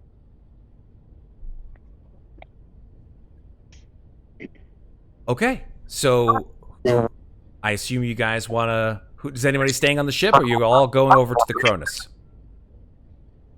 Wilson's excited to see what this new ship is going to be like, see if he wants to acquire this new ship. So he wants to try and take it, take the ship, so he's going to be on the other ship. Okay. So he's probably going to be the first Coming. one through. First one through the docking port. Okay. Who is Even any? though he's So are we all getting in compression suits? yeah. You can. Yeah, it sounds like you guys could use compression suits. Yes. There's one for each Do of those you. have- So do those have any armor? There's a small amount of armor on them, yes, and they each have their own air supply as well.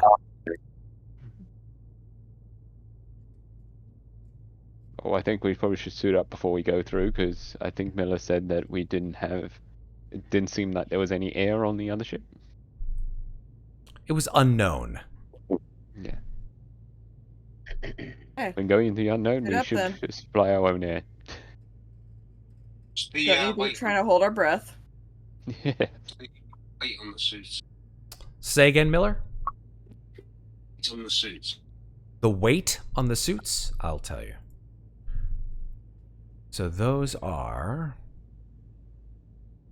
In fact, I love the fact that we can look up in the Roll20 compendium the actual information for each one of these items here. So this is an IRC Mark 50 compression suit. Each one of the suits has air supply 5. So go ahead and on your character sheet mark air supply 5.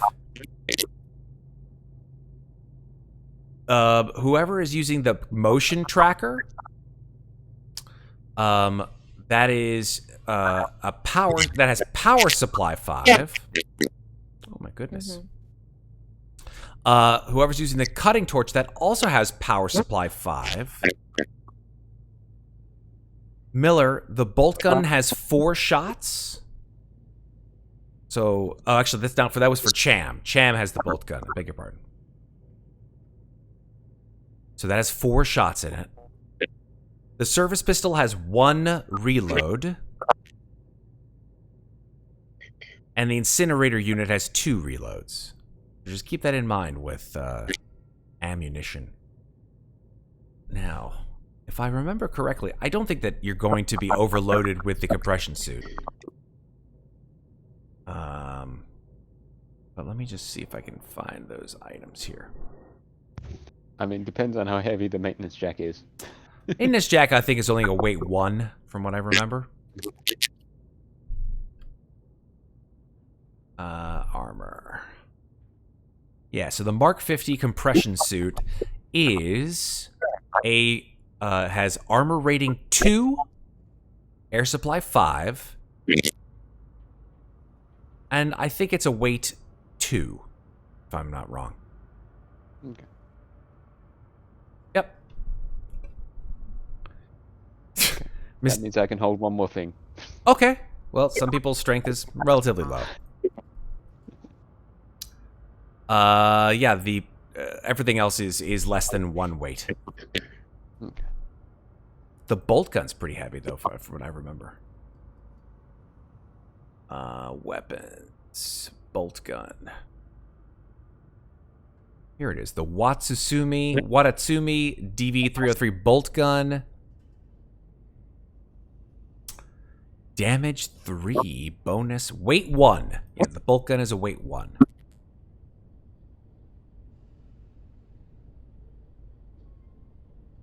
So what I can do, folks, for you, the ones who are taking weapons, is I will go into your character sheets and add all of the appropriate information to those weapons. That way, if you potentially get into a situation where you may want to use them, it's a pretty simple click, and then it'll shoot out whatever you got at it. So all I heard is that Wilson wants to go over. Does anyone else not want to? Does anyone else want to stay on your ship currently? Ship is boring. Ship Get is me off boring. This thing. Let's go. Let's Done. go. What we got? Done. All right. If that's the case, the 5 of you walk across the umbilical, and in your spacesuits, you grab onto the airlock handle on the other side of the umbilical, and you press it down, Wilson, with all of your might to open the airlock. But Quite literally. Yep, the lever doesn't budge.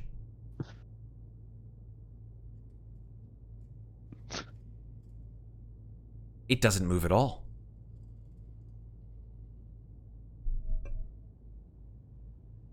Door's not moving.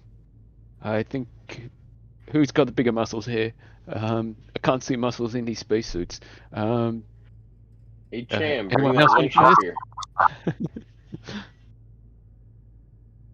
And Wilson would step to the side to let someone else at the door.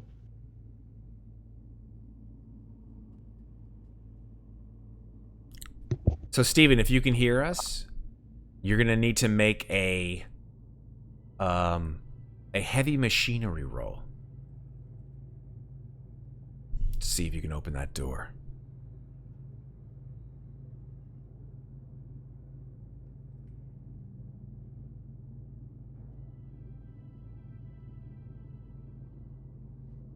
Steven, you with us, buddy? Heavy machinery roll. Beautiful. Woo! That's a lot. That's a lot of panic rolls, my friend. Well, already, people are up to 4 panic. That's pretty rough. All right, so go ahead and roll your panic. Remember, click on the stress roll on the left side of your character sheet, and let's see what happens. Hopefully, you don't get higher than a 10 or a 10 or above. It could happen with 4 stress.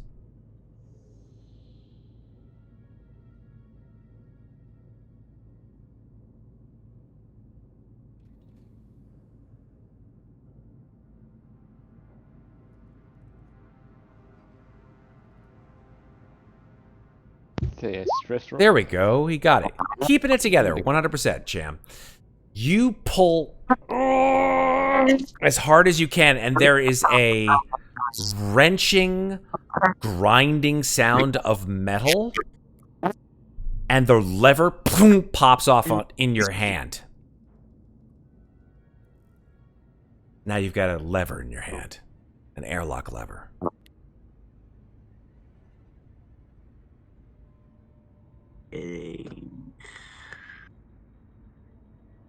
I'm doing it. So, Cham, I think that you look back at the rest of your crewmates, not in abject embarrassment or anything like that, but it's very clear that the lever mechanism to open the airlock, it won't work. You're going to need to spacewalk to the other airlock on the other side of the ship. All 5 of you. I think we parked on the wrong side, Davis. Hey, not my fault. Back up the umbilical cord. Okay. Think we can fly around and reconnect, or should Unlikely. we just spacewalk across? Unlikely that you'll be able to do that. Nah, just So is there a way out of Over. the umbilical? Yeah, you guys can walk back to your own airlock, retract the umbilical cord, or the umbilical tunnel, so to speak. And right now, the two vessels are basically just floating and spinning around each other in close proximity. All you'll need to do is do a spacewalk jump from one side to the other, latch onto the hull of the Cronus, and crawl to the other side of the ship. No biggie, right? Oh, this is going to be my first Let's time go, doing a this is fun. spacewalk. Anything I I should got know? it. Don't Just fall jump. off. But don't jump I will too try far. not to. Jump in the right direction. Jump Okay. towards the other So, yeah. vessel, not away. Yeah, so retract the umbilical, go to our airlock, get ready for the airlock cycle before we jump out. So who's in the Really airlock less first? of a jump and more of a dive. But you kind of want to dive feet first, if you know what I'm saying. I mean, unless you want to hit your head. I mean, it's up to you. Unless you know how to do some sort of weird acrobatics. I mean, you could. I'm not gonna judge, presume. Yeah, let's just go. Come on. Yeah, I'm with you, Davis. Let's go I and do got this. it. Let's go. All right.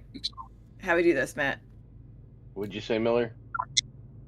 Lead by example.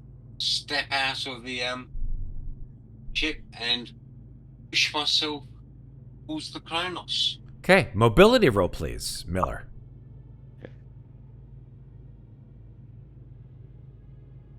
So, should we all make mobility rolls? One to by do this? one. Let's go Miller first. Okay.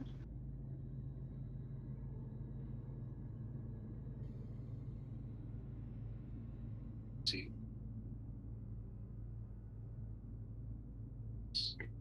Okay.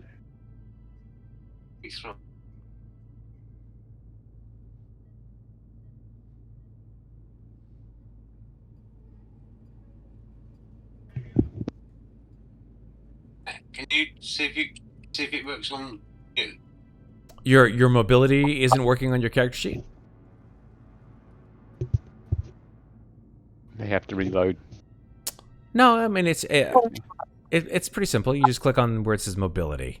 Mobility, I think, is on the left-hand side. It's the far leftist. Next to agility. Yeah, next to agility.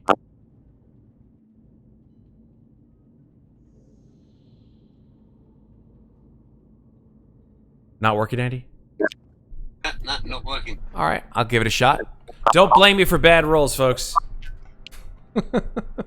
Here we go. All right, there's your roll, sir. That's Oh, 0 excellent. successes. It's going to be pushed. All right. Oh, shit. Okay. Vanessa Miller jumps. And immediately, as she jumps, you see that she's off course. Her line sort of trails behind her, and she's like, and she reaches, and she is now floating out into space. She got a line connected. She does have a line connected. Reel her back in. Okay. The way that you have... Well, it's not connected to the ship. It's connected to you guys. Oh, great. Well, So that's a bad start. that's definitely a bad start. Pull her back. Okay. Well, I think then Definitely pull her Davis back in. and Wilson would jump out next and try and aim for the ship so they can both pull her back down. That would work, right? Rather than having you guys jump back and then jump again. If you jump towards the ship, then he would Like, be with both pulled. of us jumping towards the ship at the same time. Exactly. So Wilson, Yeah. make your mobility check as you jump towards the ship. Yep. Okay. Mobility check. One There you go. success. Success. Okay. So mobility meaning that you do succeed, Wilson. You latch onto the ship, and the magnetic boots that you have and the sizable gloves allow you to grasp the sides of the ship. Miller is sort of floating, free floating, but she's got the line that's attached to Wilson, but she's still like at least like 40 or 50 feet from your position. So yeah, Wilson will probably hold on to the line so Miller doesn't go too far, and wait for the rest of them to hop on, and Okay. make sure he's well latched on. Okay. Who's next? Rye. She'll jump. Oh, right. All right, Rye will jump next. Mobility, please.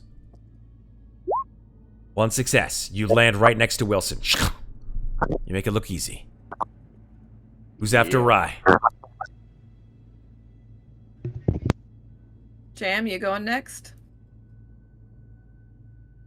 Uh,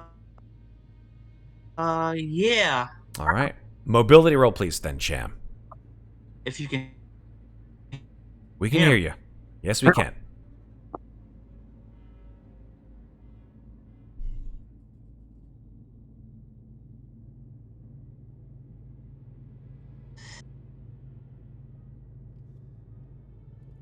Roll for mobility. Yep, mobility.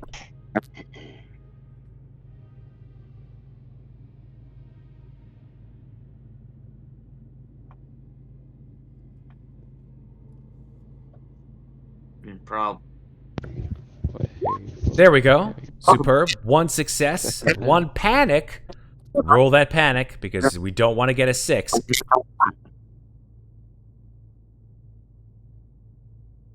ahead and roll that stress roll. Let's see if you get. Hopefully, you don't get a 10. Whoo! Close, but no cigar. The problem, however, is that you do, and unfortunately, on your way across the void, you do drop an item. Don't drop your suit. You definitely don't drop your suit. Let me see what you had, Cham, that we're going to unfortunately lose. Yeah, your bolt gun. Shit! It just flies away, tumbling end over end over end. It's gone. The good news is that you do make it, though. So take that bolt gun out of your inventory, please, Cham. And then finally, Davis.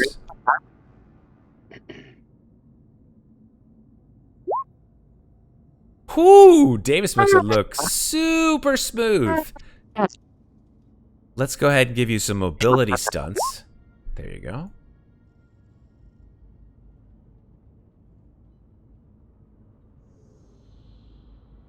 Okay. So I get 2 again, so I'll take a +1 for later. And I'm going to impress somebody. I don't know if this is possible. When I jump, do I see that bolt gun go flying? Can I, as my impressive act, reach out and grab that in the air and still land? I will say yes. That's a good way to impress someone. I love that, actually. Nice little flipping, turning, and grab and land ever so delicately. Come on, guys. No big deal. Let's go. She's like just jazzed inside. She's just like, this is the best day ever. And Okay. Wilson is now hopped up on adrenaline and just walking right across the ship to the other airlock. So Miller is still floating, right? What are you guys going to do Yep. about Vanessa Miller? Gotta pull her Drag her in. with us. Come on. Pull her back in. Okay. Happy, what you doing out there? I'm gonna Come hand- on, I know you can jump better than this. I'm going to hand wave that, embarrassing as it may somewhat seem, Captain Miller, to be sort of like hanging out with all of your subordinates, just like, we jumped fine. And you're like, well. Oh, well. Showing you how. Lead by example. Or Fly her like a kite. by example. Bad idea. Okay. I mean, I guess I could have given a success to Do as I say, Miller, not as I but, do. That's probably what Miller says. chose to... You know what? Should I be nice and give that, instead of saving that +1 for later and give that to Miller? Should I have done that or not? You can do whatever you would like with your stunts. Do I be nice or not? I don't know. It's up to But- you. Eh, Well, I'll do it it's for later. not like Pull her she's in. going anywhere. It's fine. It's not. I'll save it. It's fine. Okay. Pull her in. You pull her in. Pull her in. Superb. This side has an airlock lever just like the other side's airlock. So who's going to open it? Well, I think Wilson was the first one to get there, so he's going to attempt it. Sure. Heavy machinery roll. Okay, good. Let's see how good I'm at heavy machinery. I'm not. And yet, I still got success. perhaps the mechanism here was not as bungled up as the other one. but you were able to grab that lever, depressing it. You hear a and then there is a massive sort of decompression sound as whatever atmosphere or air is spewed out, blown out into space, showing you the internal of the starboard airlock. Okay. Crawl into the airlock and wait for the rest of the crew. Alrighty. Cham, Step on Davis, in. Rye Miller. Yep.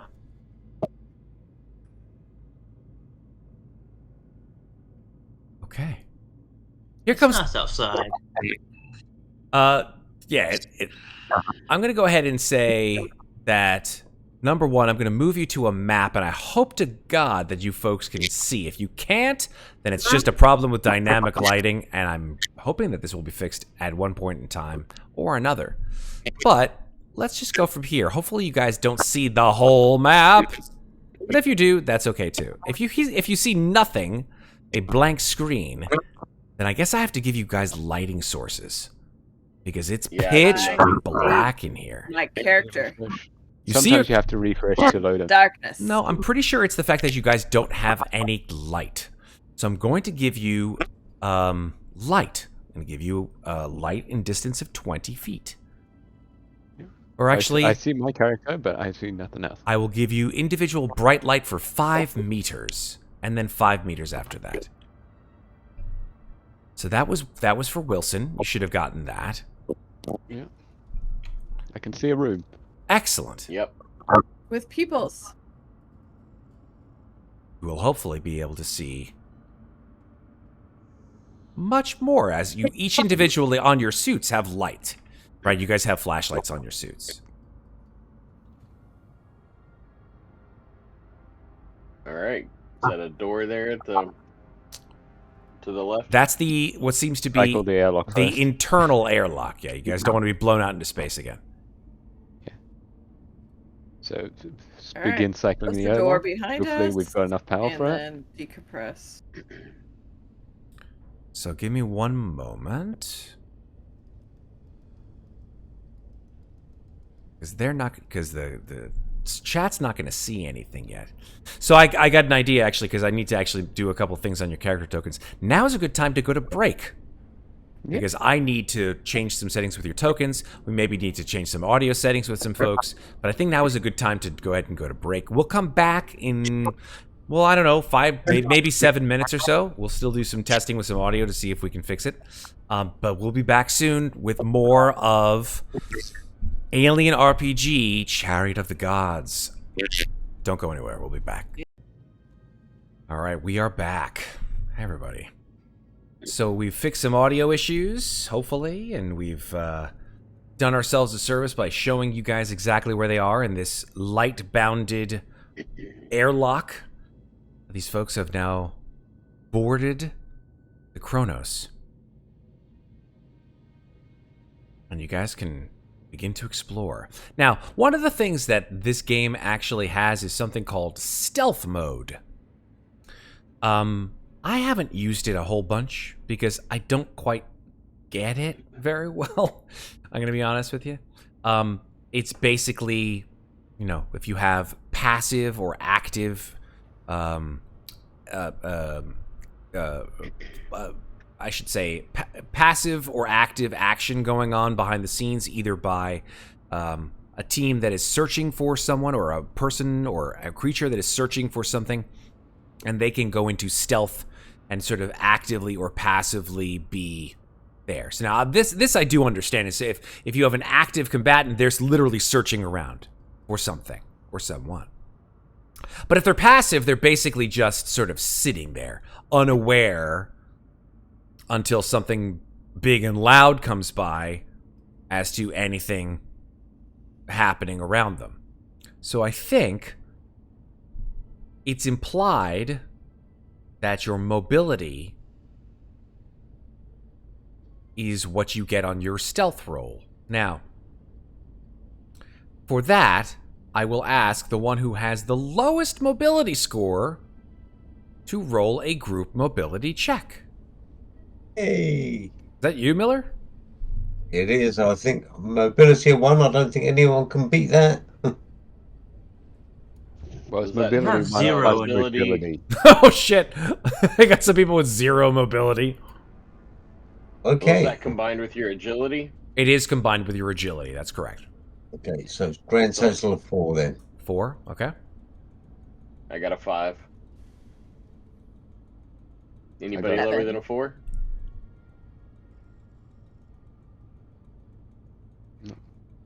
I'm not lower than 4. Okay. Davis, Cham. I mean, we can look. I we have a can look back 7. Up at the Oh, rolls. damn. Damn, Davis. You've muted Damn. yourself, Steven. My I heard him say my. Yeah, that's about it. Let's see. Well, we can look at his previous roll for mobility. I'll just take a look at his character sheet. How about that? Let's not keep anybody in suspense.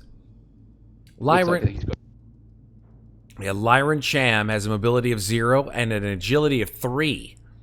So he does, in fact, have less of a score than Miller does. So Cham, if you can hear me, Clem Fandango, would you mind going ahead and clicking on your mobility score? And let's see if you can go ahead and roll a stealth roll for your group.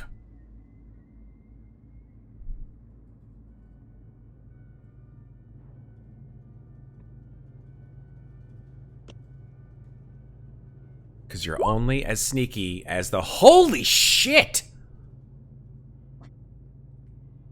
Did I say that right? Is that... Oh, because of all the stress. Stress. Yeah. See, folks, stress is a double-edged sword. It's a double-edged sword. Now, oh, now, the good news is that you did, in fact... Oh, look, I got a Steam thing that just came out. Sorry about that. I'm like, did I just get, like... It's so funny. When Steam has, like, a special thing, it makes the sound of a Steam achievement. I'm like, did someone just get an achievement or something like that? Oh, no! He rolled his stress, and he got a 10. So he freezes. So unfortunately, that's a failure on your panic roll. And a failure on your stealth roll as a group. So Cham, I think, probably, like, comes in close and then, like, just completely plotzes. And then just sits there for some reason or another, just staring, frozen, not moving. The corridors are completely dark. The only thing that is lighting them are the headlamps on your visors, on your helmets. You can see little particles in the air, ice, probably ice particles, dust particles that have frozen. It is a haunting scene to say the least. So maybe Cham just sort of freezes there for a second. The problem, however, folks, is that everybody who sees Cham freeze, will go up. Everybody's stress goes up by 1.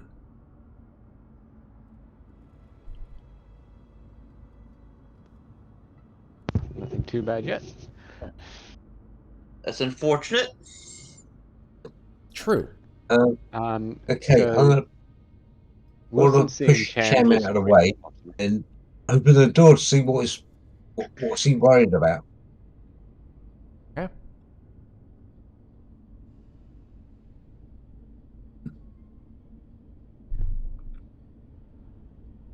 You open the door by pressing the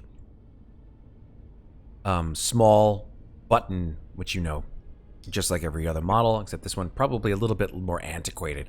But you press the door, the door slides open, just sheaths of ice just shear off the door and land on the floor, and you see a long corridor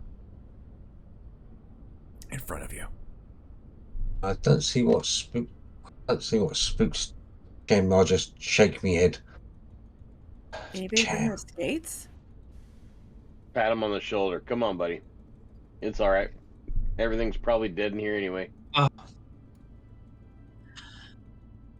right. Thank you. Let's get those engines running, Cham. Miller, you move downwards through the corridor. You see another door here, about halfway down the corridor. Is it marked as to like location, or is it to bridge or rec room or showers or? So you know you are all on deck A, which is the cryo deck. Okay. We should definitely check those cryo chambers. Just in case. What's the motion tracker look like? If you would like to Yeah, act, what's the motion tracker look like? Who has the motion tracker? That's me. So,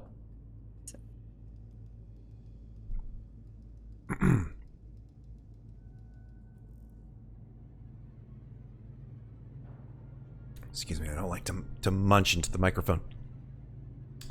To use your motion tracker to locate something within long or medium range, depending on the kind of motion tracker that you have, you need to use power within it. So I'm going to ask you, with that motion tracker, which I think started with 5 power, Correct. let's go ahead and click on the power roll in the bottom left-hand corner to see if you actually lose power. If you get a... Yeah, okay. So you got 1 panic on your power roll, so you will lose 1 of your 5 powers. Take that down to 4. Yep. But the good news is that as you bring up the motion tracker, you sort of scan around. Nothing.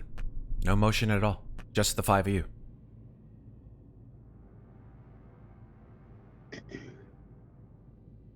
Sounds good.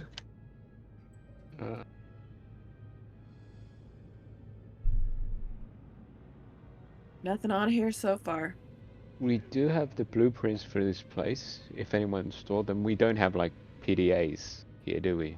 I would say that you could probably have something akin to a PDA, essentially, that would keep the record of those 4 decks, the blueprints, the floor plans that I gave to you, so you could see them to show yourselves where you are, at least. Yeah. Or if not, we've printed them off. Sure, you have it in hard And we copy. have paper maps. You're like, is this upside down or the fuck? Yeah. So it looks like the cryo tubes should be ahead and on the left. Mm-hmm. This door leads towards the front of the ship. Mm-hmm. Towards the bridge. Or this Yeah. So this Miller, you door. wanted to see if we had some survivors, so why don't we go to the cryo room first? No, the bridge is not on this deck, Okay. but it would lead to ladders that will take you down. We So we this sure door would lead me to ladders that would take me down to the bridge. Here, that door will take you to ladders that will lead you down to the bridge. This one up here should take us to the cryo tubes. Well, there's 5 of us. Let's divide and... What do you think about dividing and conquering? I think if we can go to the bridge, at least that way we can bring up a manifest. And see who was on the ship before, right? All right, Cappy. Who's going where? Okay. Oh, Mill. Okay. Mr. Wilson, you seem to be interested in the salvage. See if there's any survivors in the cryo places. Yes, Captain. Byron, do you know where the engines are? Do you reckon you could and get them online? Who was that? Byron. Cham. Cham. Mhm. Muted again, Steven. Sorry.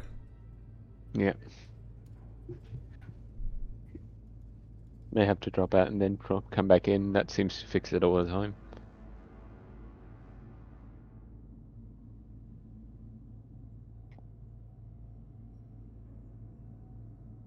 Sorry. There you go. There you go. I'm with who again? You know where the engines are? Do you want to try and get them warmed up? Sure. Yeah. Yeah. Yes. Yes, ma'am. Okay. And Mr. Wilson, you're happy checking up on the survivors, are you? Yeah, I'll check the cryopods, Captain. And this. I'll go with him. See if any of those cryo tubes are still working. Okay. Yeah. That sounds good. Davis, you want to come with me? Have a look at the bridge. Yes, sir, ma'am. Cappy. Let's go. All right. So, in pure alien tradition, you are all splitting up. Yes! I'm so happy. Okay. We're screwed. Oh, it's totally fine. The TM should never be this happy. I am so enthused. Okay, so who's going where? Let's. The problem, of course, from a narrative perspective, is that we are going to have to sort of switch things around, go from one person or group's perspective to another, which is totally fine. We just It's fine. let's. This is fine. This is fine. This is fine. Let's start with whoever's going to the closest destination, which is the cryos. Yeah. Mhm. Cool. Yep. So that's Wilson. So, yep.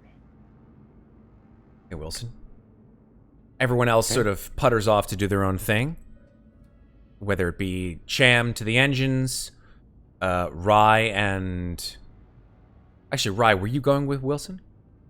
Yep. Okay, so Rye with Wilson. So Rye and Wilson both go to the cryo, Davis and Miller go to the bridge, and Cham goes to the engines. Okay. Yeah. So Ryan Wilson, you probably see the door based on your understanding of which direction the cryos would be, directly to your south. Yeah, and open the door. Okay. Everyone else has left, but I'll leave you guys there on the board just for sake of argument at this point in time. You open the door. There is a horror scene. You see a body, mangled body, in the middle of the floor, wearing a containment suit, wearing a compression suit that's coated over with rime and frost and ice, but the arms are broken. The head of whoever this person was is completely missing. And there is frozen blood spattered on the walls and ceiling. So Wilson and Rye, both of you will take an additional 1 stress point. Yeah, I was going to say that. If not, that would be very surprising. Oh, yeah. And if he didn't take a stress point, that would be surprising. I mean, it is what it is, but yeah. Well, you probably hear a muffled scream through Wilson's helmet. One thing that you do note, I think, Rye, is that there is a Model 37A2 shotgun next to the headless body. All right. I guess I will step in there and grab myself a shotgun. Okay. You can add a shotgun with according to this, 1 reload in an open zipper pocket on the victim's compression suit, and still some shells in the weapon itself. As you take the shotgun, your eyes fall on the arms excuse me, of this particular body. And something doesn't seem quite right about this victim. Its arms seem a little too long, and have actually sort of stretched the compression suit until it has just torn at the forearms. You thought that they were broken because they were so gangly and misplaced. But no, the arms actually stretch beyond the normal musculature and skeletal structure of a human being, so that the hands are enormous, fingers absolutely massive, and forearms and upper arms probably at least 50% larger than that of a human being normally. Hey guys, we got a body and there's something wrong with it. Now, you do have comms. All 5 of you can communicate to each other through the comms unit on your suit. So even though you're not physically there, you should be able to communicate with each other. I was going to say that Wilson was probably trying to communicate, but horrified at the scene, so he's probably like, and so that Rai has to actually make the communication. Did you say there was 1 reload on the shotgun? 1 reload, yes.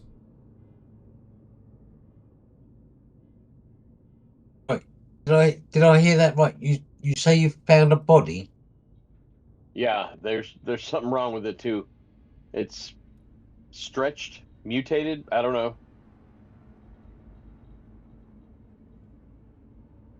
Weird. Is there a name on the suits? I'll look without getting too close. Do I see a name? Let me check. Is this the named NPC? It's Bob. Here's the name. I'll put it in chat. It just is the last name, right? Mm-hmm. To be frank, compression suits they're not military grade, right? You don't have their names sewn in to their suits. So actually, I'm going to say that there is no name. Okay. Yeah, there's nothing on here. So I'll check that against the manifest. Obviously, some shit's gone down.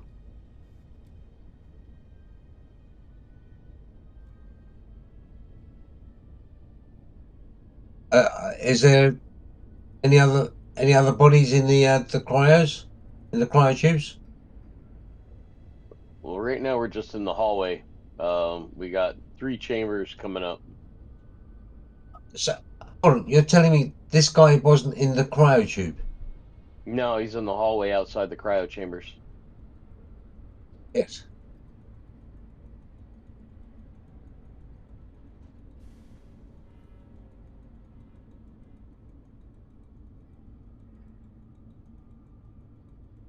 So yeah, I guess I'll go to cryo chamber 1, the one on my right, like I guess left of the screen. Mm-hmm. Yeah. So you press the button. Beep. Yep. Door slides open. You see a relatively small, compared to yours for certain, cryo bay with 4 sort of petals, shall we call it, cryo bays. And you can't really see, due to the fact that there's just frost and rime and condensation on the actual pod bays, if anybody's in any of them. Okay, I don't see any elongated bodies in the room, do I? There are no bodies in the room that you are Alright. aware of, no. I guess I will cautiously step in and take a look at the tubes. Okay. Make an observation roll. Wilson, what are you doing while Rye moves in? Other than panicking, internal panicking. Well, you're not panicking from a mechanics perspective, but yeah. No. After he composes himself a bit, he'll take a deep breath and step over the body as best he can, Okay.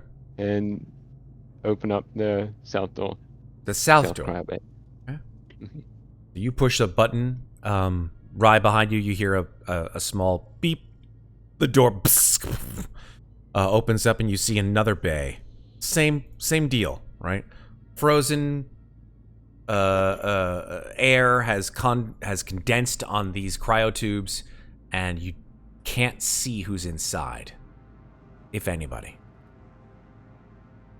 I'll move in and do the same thing Rye is doing. Okay. I'm going to, while you guys are in the cryo bays starting to look, I'm going to switch the scene to Miller and Davis. Miller and Davis, you guys have found a ladder. And that ladder is going to bring you to Deck B, which is the main operations deck. I'm going to take you and move you guys to Deck B. Give me 1 second. Excuse me. Just going to take you off the map and then find Deck B. Where you found a junction right here. I'm just going to shift ping, which will get us over there. So you folks have found a junction that has brought you from Deck A to Deck B. And there you are. What do you guys want to do? You're in a small room with 4 doors. The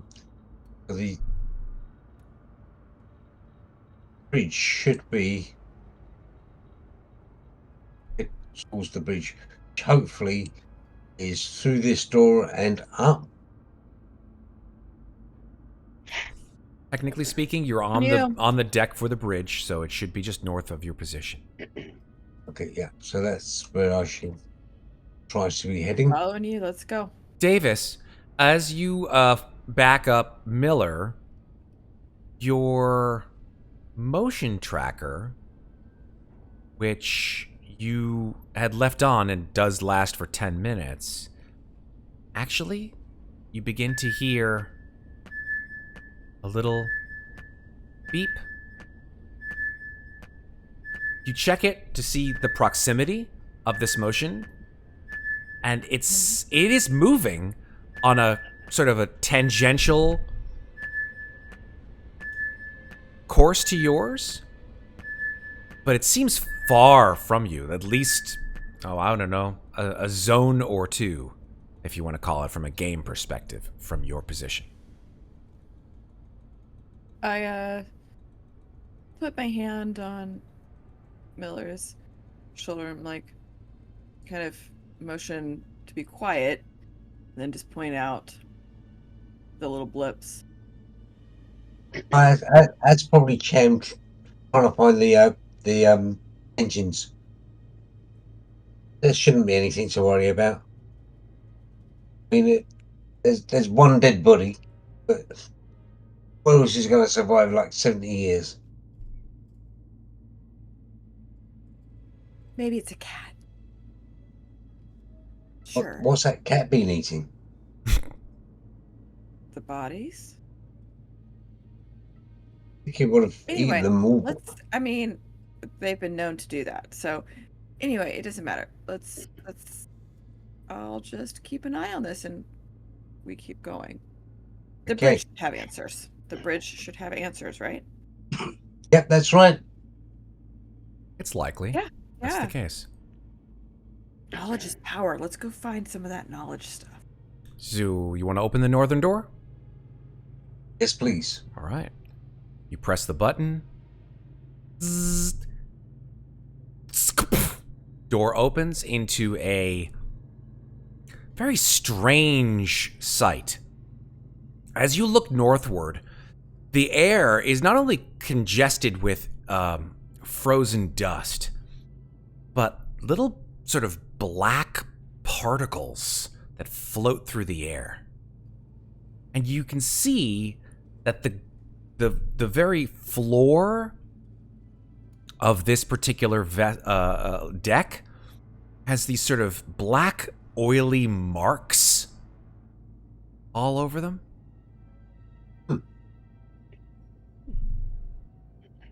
Looking for like leaking pipes or something. You look around at Yeah. the pipes along the walls and the ceiling. You don't see any obvious leaks. Maybe somebody spilled something? Maybe. Unless it's Let's keep unless going. it's come unless it's like underfloor piping and it's burst and it's like seeping up through the floor. Maybe. Things don't usually drip up I mean this unless you lose gravity. So, this yeah, just be It's- careful, watch your step, and move along. yeah. This ship is like spinning, so that should be creating some sort of artificial gravity. Mm, It's sort of centripetal force and whatnot. sure, we can go with that. Yeah, yeah. Let's go. Let's get to the bridge. Okay, next door to your north, I assume. Please. Okay. The door opens, and you are now privy to the bridge of the Cronus. Cool. It's very dark in here. All of the stations are coated with ice, coated with frost. You see on a nearby table that there's one of those old toys that looks like like one of those birds that does this kind of thing. Oh yeah. Yeah, and it's like a perpetual motion bird kind of deal. And you see that it's just frozen. It's not moving at all. It's just covered with ice.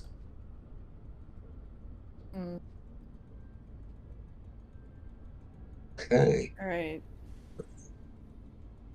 So looks like life support monitor is over this way. That's correct. Sensors. There's this way. There's a sensor station to your left, a life support monitor on the right. There's a giant hollow display table here in the middle of the bridge. Comm stations are, of course, to the south. And you can sort of barely make out multiple pilot stations and the view screen of the bridge to the north.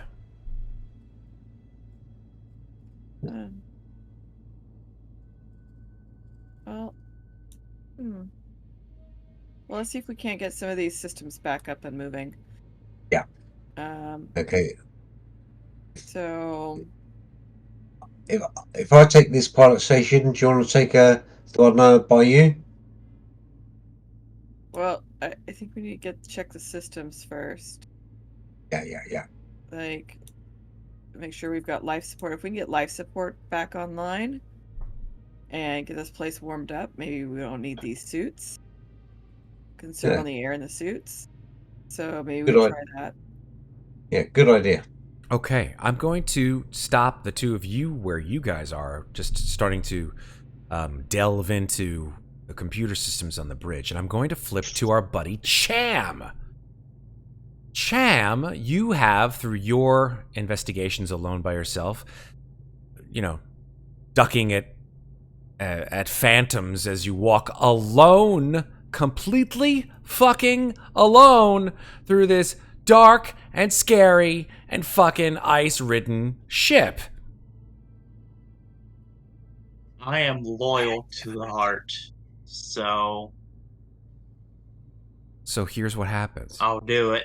Cham, you finally find based on your understanding of where the engines are, where the reactor room would be, to see if you can get the engines back online. There's a reactor relay room, which is actually on, if I remember correctly, I think it's on deck. Here we go. Yeah, it's on deck C, which is the cargo deck. So I'm gonna go ahead and move you to that portion of the deck. I think you were. Let's see if I can find you. There you are.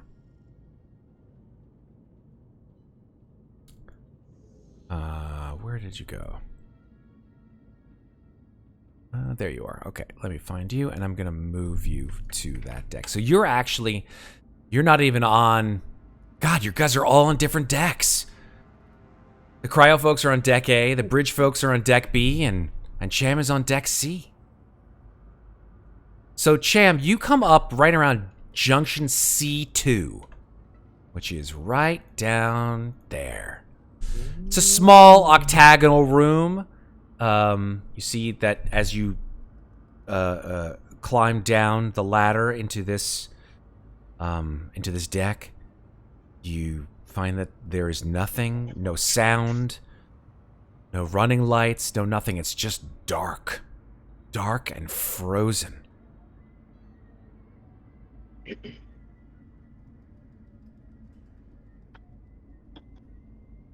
do you want to do?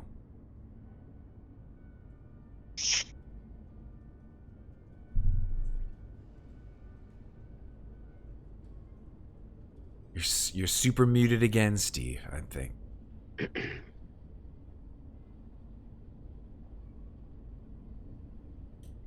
One of our awesome people in chat has maybe suggested that your computer is forcing your Bluetooth to go into standby mode and therefore cutting off the connection. I could be wrong. Actually, I'm using wired headset. Oh. It says. So I bought it. I'm supposed to not to mess up, but it's cool. We're gonna work with it, dude. You're doing great. All right, so you are on deck C. Where do you want to go? There's a door. There are doors in each direction. Left, right, and south. And north. There's doors on all sides. And so where would reactor relay control would be to the have southeast. mapped to- Yep. It would be to the southeast from your position.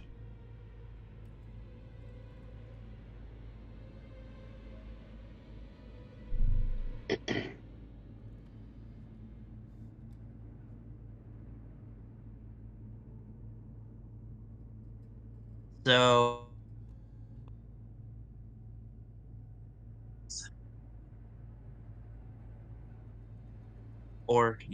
so go south.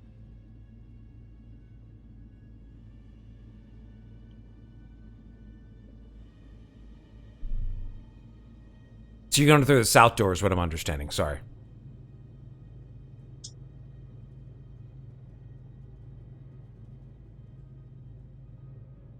All right, no worries. Let's just keep moving forward. All right. So I think that what he said was, let's go ahead and open up the south door. So the door opens. Cham, when you open the south door and you walk into the hallway, you see a long hallway that goes left and right. You surmise that the door all the way to the south east of this corridor is the one that leads you to the reactor relay control. However, there's a bit of a problem. Right here, along the walls and floor, are strange objects. They look at first like... Well, they look kind of like just giant olives stuck to the floor with some kind of a mucus membrane. And when I say olives, they're not like the size of even the size of a football. They're the size of like a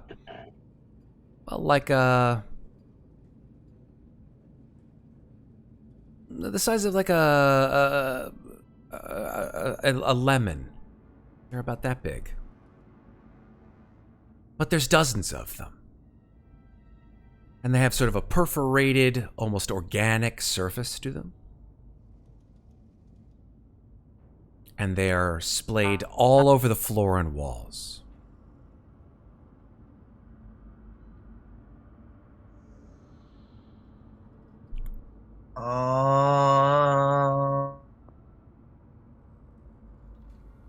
I don't.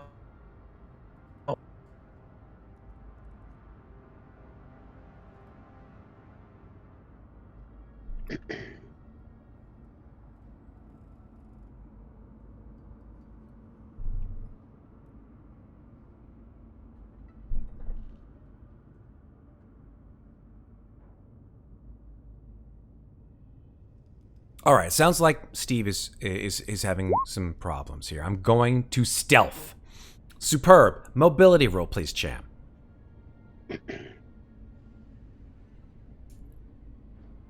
Now, stealth in this game, of course, is a little different than from other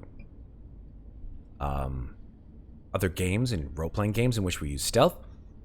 What we want to try to do here is determine whether or not his mobility is going to beat anything that may be actively searching for him. That's one success. So you feel, Cham, as you tiptoe in and around these organic membranes that seem to somehow be connecting these ovoid objects on the floor and walls, that you're able to do a pretty decent job. You don't activate anything. You don't step in anything viscous.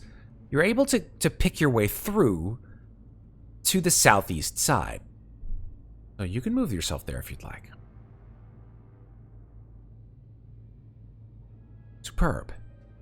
There's a door to your south. Do you wish to open it?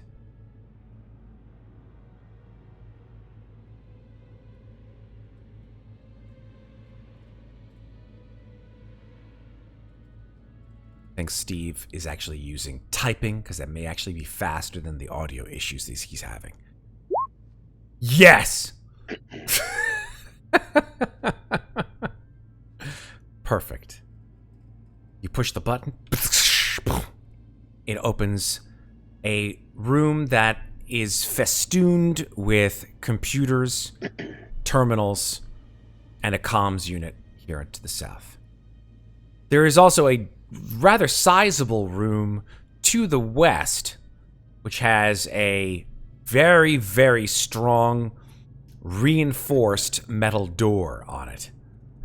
Or in it, I should say. And it says main reactor.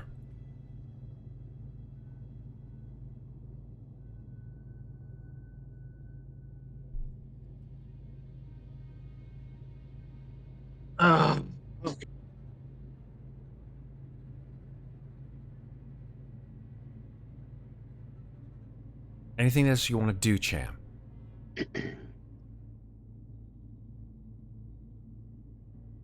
All right. I'm gonna try to open the reactor door. Okay. You can walk into the reactor relay control.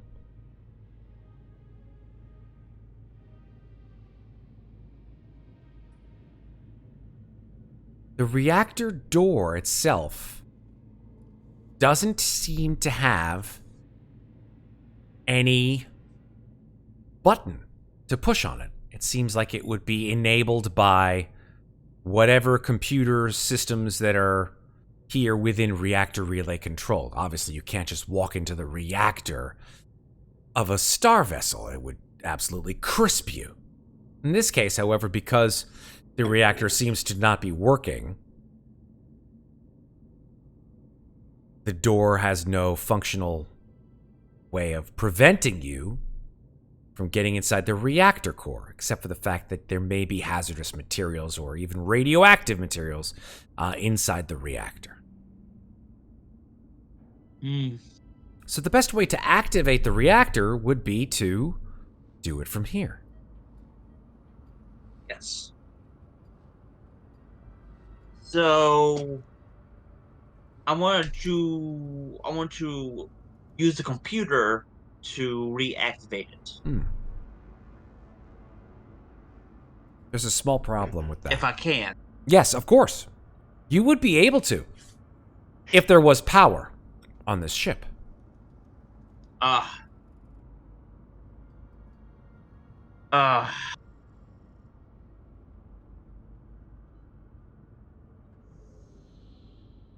Okay. Then I exit the room and go to the...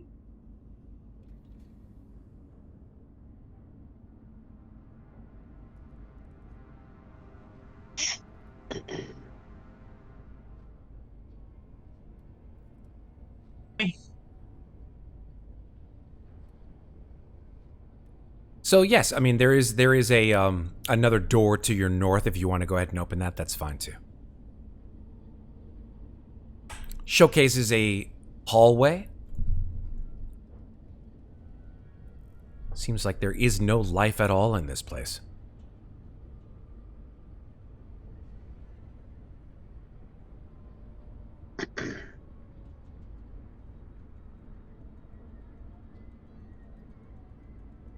Okay. I'm going to go ahead and do this because Cham, I think we're still having some audio issues, but I think it's important to keep the story going. Wilson and Rye, let's go back to you for a sec. No worries, no worries. We've got plenty of time. So Wilson and Rye, go back to you. You guys are back on deck A. Yep. You start to examine the cryopods. And I think I asked you for observation rolls. Yeah, I had done that. Okay, let me take a look. Yes, one success, one panic. Did you roll your panic? I had not rolled it yet. Please be my guest to do so.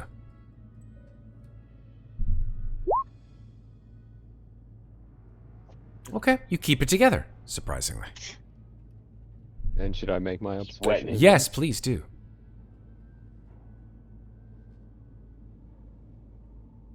One success. Okay. Both of you succeed in swiping away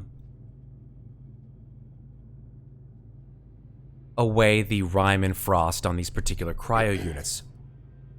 And you're able to see inside that of the 4 cryo bays within each room, the one that you're in, Rye, only has one person in cryosleep.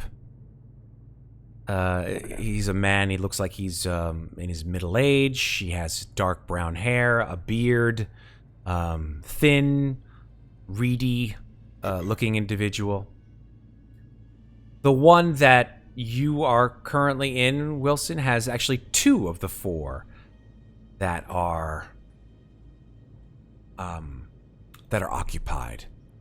A rather gaunt-looking man with a shock of blonde hair atop his face. Atop his head. He's got a sort of scraggly blonde beard as well.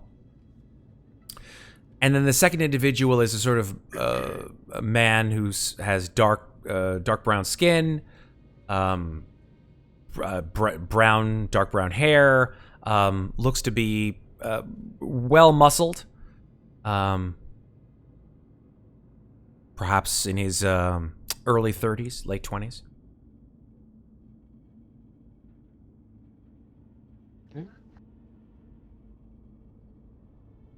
So you have found people.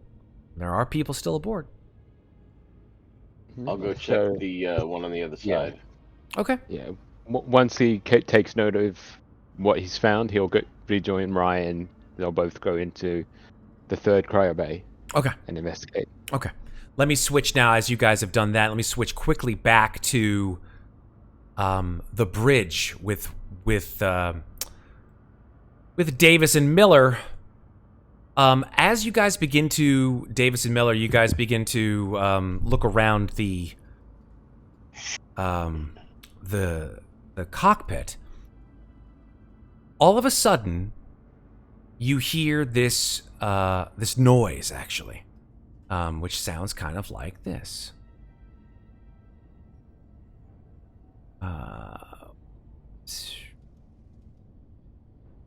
Here we go. My power. Here we go.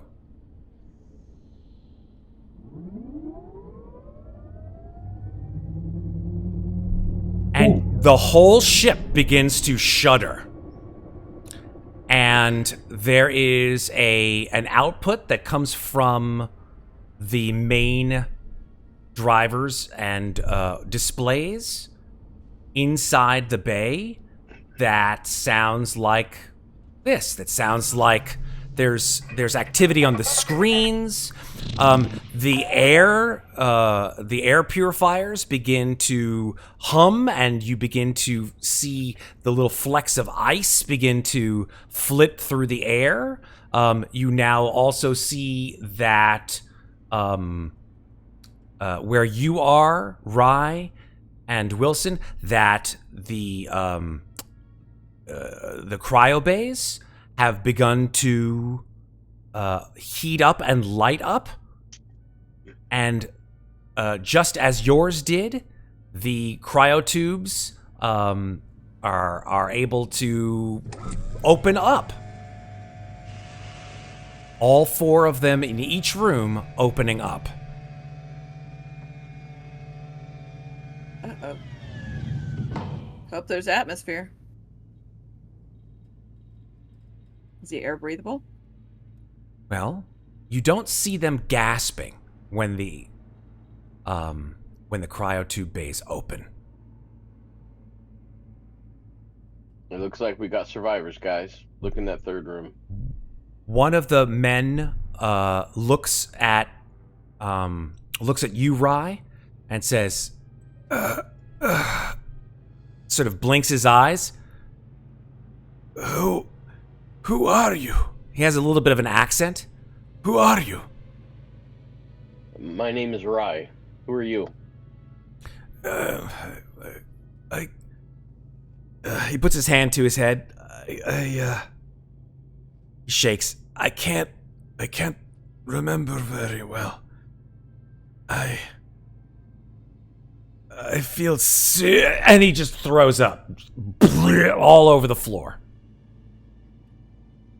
Well, just relax and give it some time. You've been in hypersleep a little while.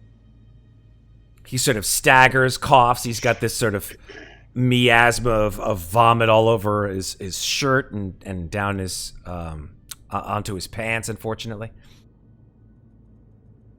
And he says, "What? Where is everyone? I think we were all going into cryosleep." Well, you're the only one in this room. There's two in one of the others, and I haven't checked the last one yet. There's also a dead body out here in the hallway. Any idea how that happened? Missing a head. No. Wait. And then he sort of, his eyes open a little further. His pupils begin to reel in after being dilated. He says, My name is Johns. Albert Johns. Second officer of the Cronus.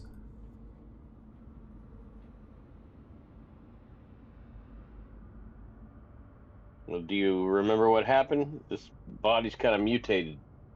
No, I just remember that we were all together and something happened and we were all forced into cryosleep. All right. Why don't you relax a minute while I check on the other survivors? Yes, thank you. Let's open this other door. Okay. You do open the third door. That opens up, and it shows that the room has already started to thaw out. There's actually a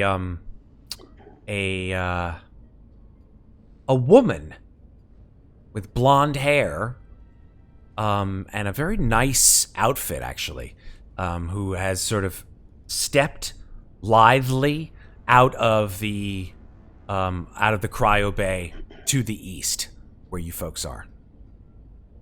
She coughs, Okay. and she looks at you, Wilson, and you, Rye, and says, "Who are you?" I'm Rye. Who are you? My name is Clayton, Laurie Clayton.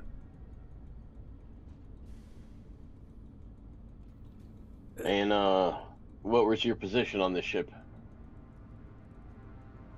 I'm sorry. Are you... Where are we? You're in the middle of nowhere. You've been floating for 75 years. The ship. She laughs. What? You guys have been floating out in space for 75 years. We just happened to run into you.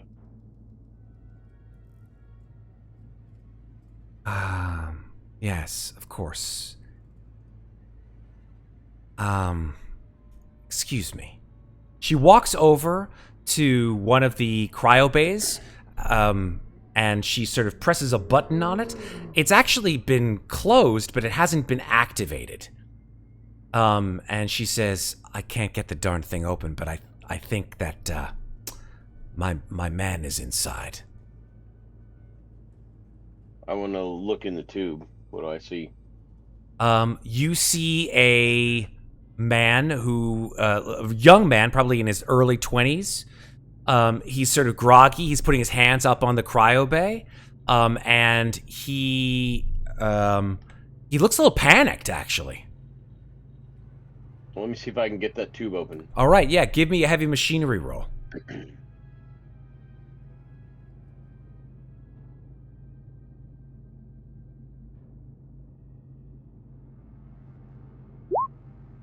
Woof! Dude!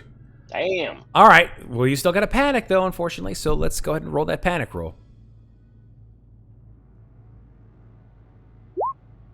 You keep it together. You're able to stick your fingers underneath it, and the whole thing just flies up, and all this condensed air and gas escapes from it. And this man sort of just crawls, tumbles out of it. God, Clayton walks over to him and says, You'll be fine. Please. It's important that you do not panic. Liam, look at me." The man stands up. He's like, "Laurie? What's going on?" "These two individuals are here to rescue us. They say that we've been asleep for 75 years. 75 years? What? That's not even possible." "Well, it sure seems to be. According to them, anyway." Well, you're welcome to look at the date when we get back on the ship. Where are So the rest what's- of them? what's your- Well, we're opening up the cryo tubes now. John's is just across the way. What did you guys do on the ship? I'm going to start bringing tokens of individuals, crew members, onto the board. There is one individual who has not yet woken up at all, because he is dead. His eyes are stark open, and he wears the uniform, antiquated though it may be, of a colonial marine. "Well, I guess," Clayton says, I guess Reed didn't make it. Darn shame."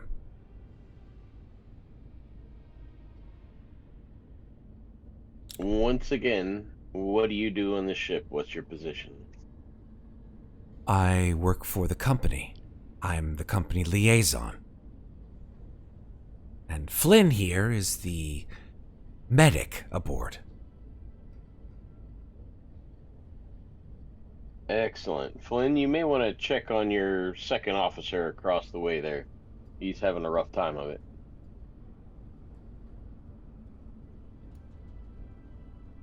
Yes, of course. I'll be right back. And he runs across the hall to John's. Step over here with these two. And while Arai is introducing himself to the rest of these survivors, Wilson Bill will get on comms to Miller just to say, the cryotube's opened. It looks like we got 5 living, 1 dead. Oh, okay. Because this power just seems to have come on. It must be some sort of automated system. Okay. You say there's 5 of them. Living, 1 dead in the cryotubes. 1 dead in the cryotubes. Okay. Once we can get a manifest out, we'll check them off individually, and go It through looks from like there. looks like the 1 dead is a colonial marine. What's a colonial marine doing on a science vessel? Your guess is as good as mine, Captain.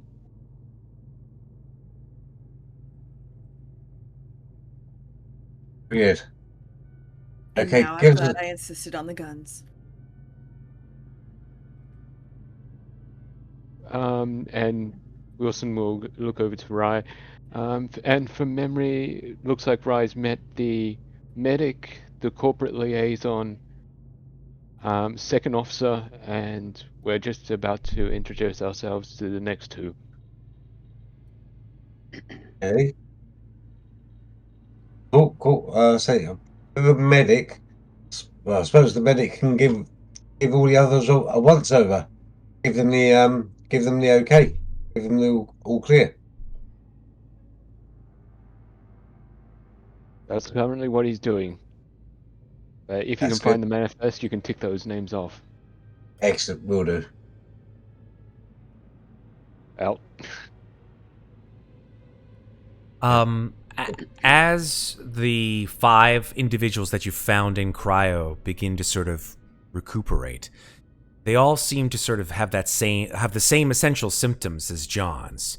Sort of partial amnesia, disorientation, which you assume is probably from just the enormous amount of time that they've spent in stasis. One is not meant to be in stasis for 75 years. But didn't seem like the liaison or the medic were suffering from the same? Or Yes. did they just recover as quicker? They recover perhaps a little quicker, or perhaps they don't show their symptoms as much, but they definitely seem to sort of like walk dizzily from one room to the other. But it's pretty clear that Clayton, the company liaison, seems to hold themselves with perhaps a little bit more esteem than the others.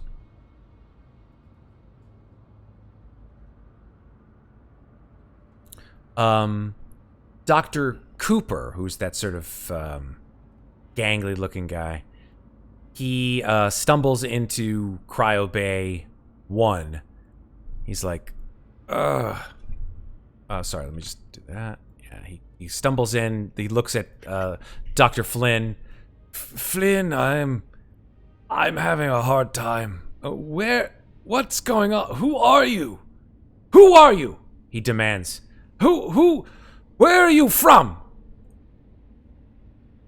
I'm Rye. We're from the Montero. We're we found you guys on a salvage. You're just floating through space. You guys have been missing for 75 years. How are we to believe you 75 years? Yeah, believe me or don't, I don't give 2 shits. You don't have to be a prick about it. Well, you're being an ass, so I'm sorry, I've got these splitting headaches. I'm quite disoriented. Well, take your time, Doc. Ugh, I just have to sit down. And he sits down, sort of on the side next to a bulwark. Johns sort of stands up and he dusts himself off and he says, Are we the only ones that made it? Well, you're the only ones we found so far. But the cryo tubes are empty, but there is one dead body out here in the hallway. Who? I don't know. There's no name on the suit. Oh, that's not... Mutated and headless. Headless? Headless and mutated. His arms have overextended and ripped the suit. Fingers don't look right either. That sounds very strange. What are you guys doing here? They all look at each other and they sort of have this look of complete bewilderment. It's perhaps a symptom of the stasis. None of us can remember how we got in to where we were, and that we were part of this science expedition. Yes. And the two doctors sort of nod. Yes. Yeah. That reminds me. There's also the science of nodule is missing from the back of the ship. They all look at each other, and John says, "I don't know anything about that."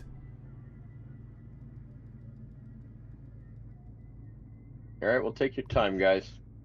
Do you remember how big your crew was? Oh, dozens of people. Dozens.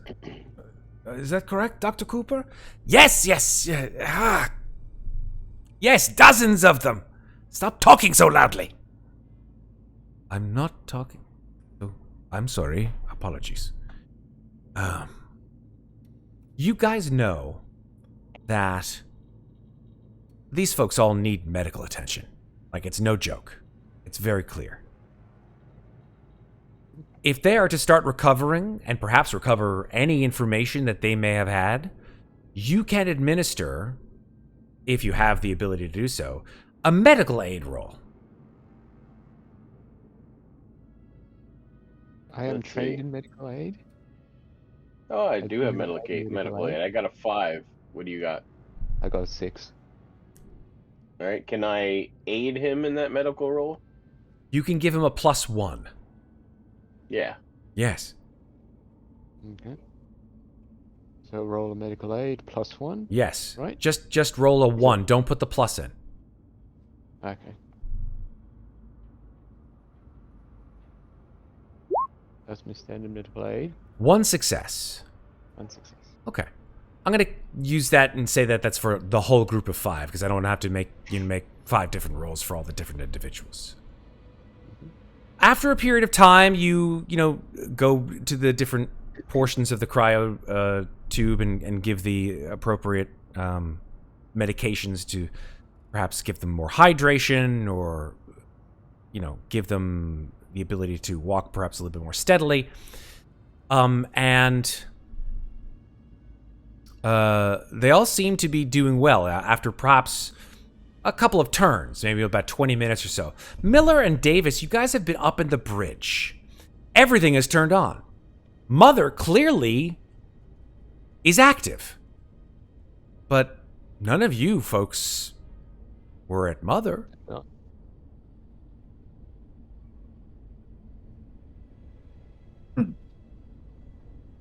Automation, possibly.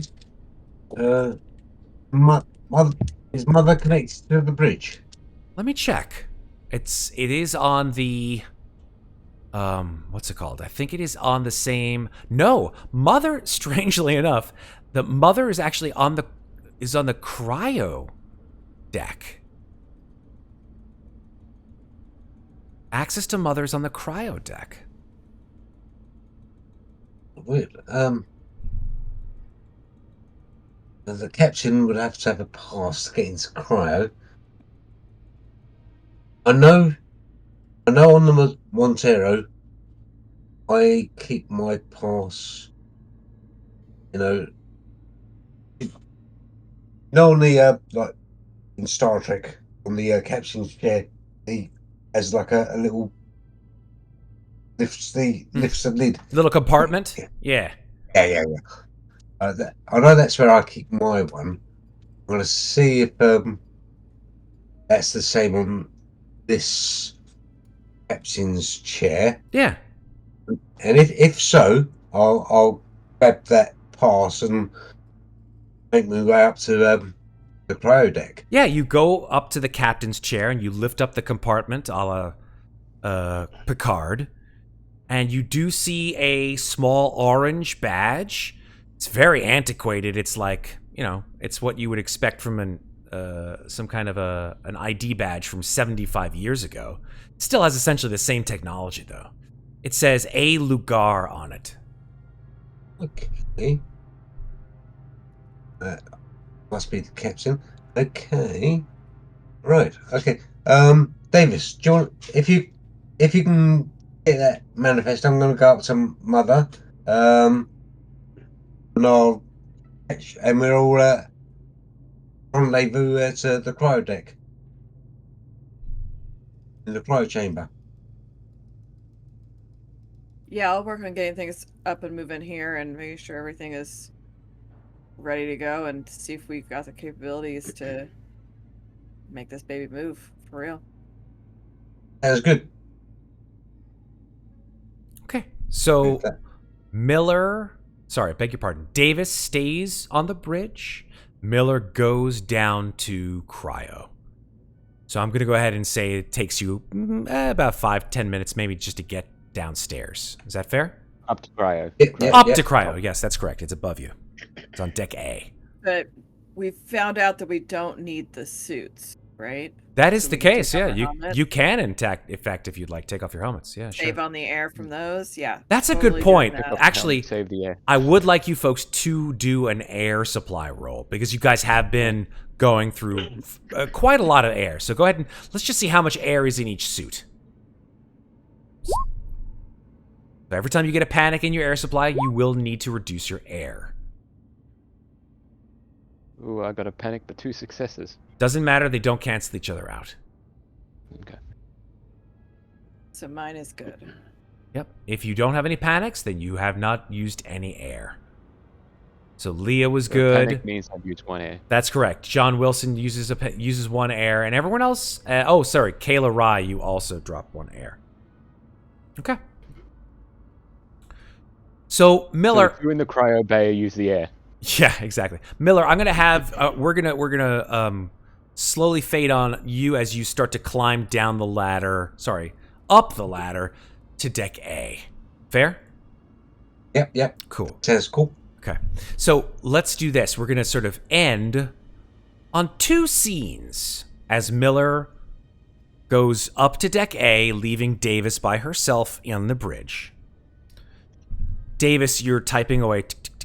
You're just trying to get like ship logs, anything informational, whatever it is.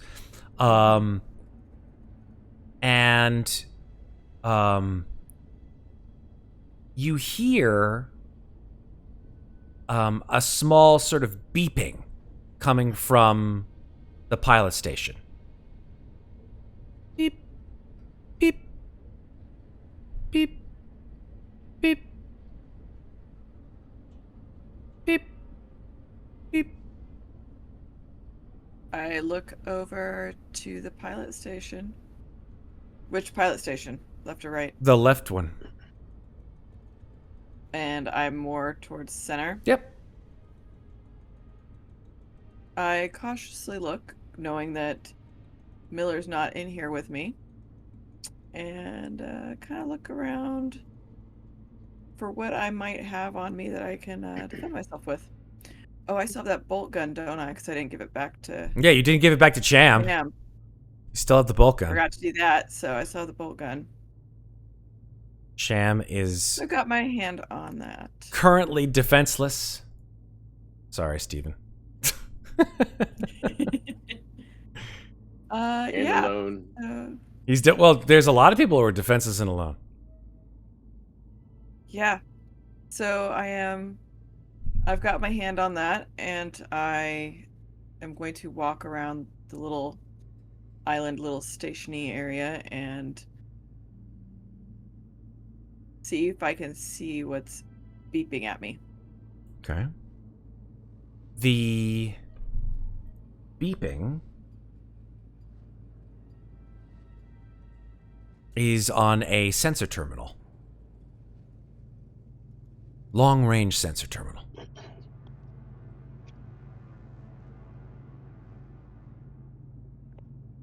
So it's a sensor terminal, not something scurrying in the room. No.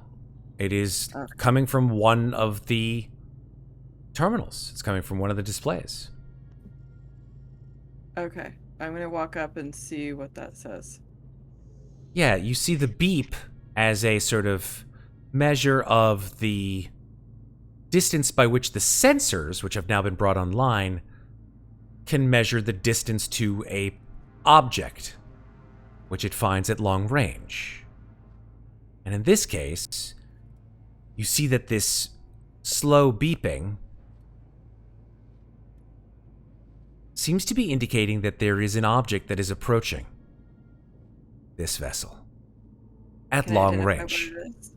You can't, because it's too far away. Right. Can I tell anything about it? Size, shape, what it might be? If you could find Mother, you could ask. Hey, Cap. There is something heading towards us. Don't know if it's an object, random, or if it is a vessel. While you're down there, ask Mother. Good idea. See what Ma knows about this. But it is coming directly towards us, so out in the middle of nowhere. 2, it's a coincidence. 3, I don't like coincidences, so Our thruster's working. working. Our thruster's Working on it. Okay. So we'll fade out on Davis and Miller for the rest of the episode.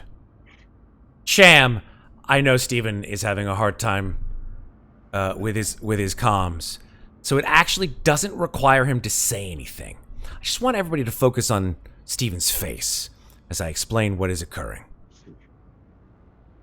Cham, you're walking through the hallway.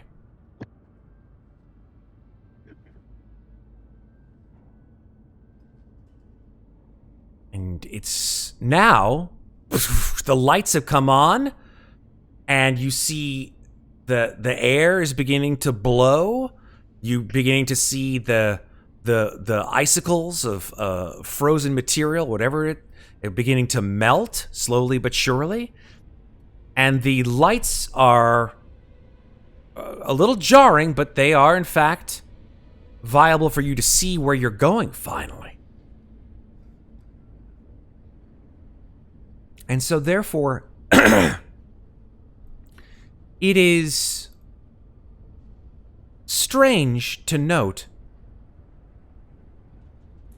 that there is, in the room behind you, a rather loud thump.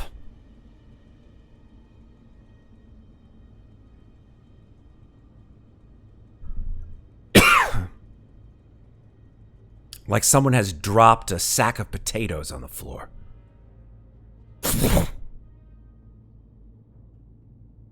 I'm going to go ahead with the assumption that you turn in that direction. Give me the thumbs up if you do, and if you don't, give me the thumbs down. Thumbs up.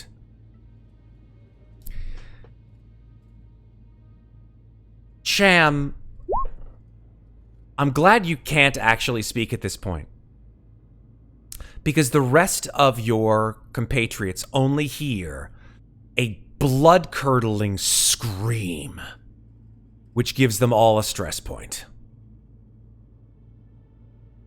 And what Cham sees, well, we'll find out next time. Miller, Rye, Cham, Davis, Wilson, you all get an additional stress point from that horrifying scream.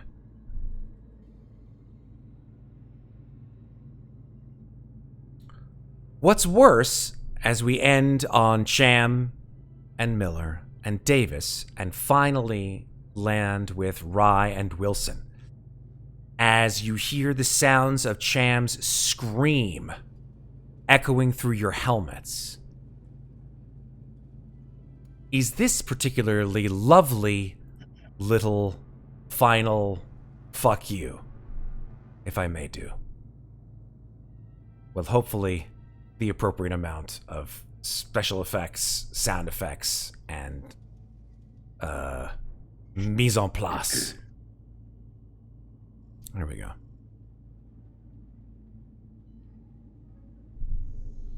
Cooper grabs his head. Oh, God, what is wrong with this? And then he looks up and his eyes have filled with blood. The two of you stare at each other, frozen, as blood begins to seep out of Cooper's nose and ears. His eyes roll over white as the scientist convulses and writhes up against the wall. The crew rushes to hold him down, and you notice the Cronus crew is backing away from Cooper instead. In the depths of a seizure now, Cooper just flails about at everything and everyone. And then there is a sickening pop and a bloody splash. And Cooper's eyeball launches from his face and smacks into Wilson before bouncing across the floor and rolling under a cryotube. This time, you pause, trying to process what the fuck it is that you are seeing. A slender, gore-covered arm pushes its way out of Cooper's empty eye socket, reaches around, and tugs at Cooper's distended, open, hanging mouth. As spindly, white fingers yank his teeth back, Cooper does not scream. It's clear he isn't in his own head anymore. Something else is. And it wants out. Flesh tears and tendons snap as the thing inside his splintering skull pulls his face open right at the jawline. Finally, a thick gurgling sound wells up inside Cooper as his head is ripped from his body, his neck gushing as whatever was inside him plops to the ground in a burst of blood. Johns screams, "Kill it! Kill it now!" The translucent white thing on the floor sloughs off its placenta, struggling to stand on all four wobbly fawn-like legs, shaking brain matter from its spiky hide. This creature turns its bulbous, eyeless head towards you and crouches. And that's where we're going to stop for tonight. Oh, excellent.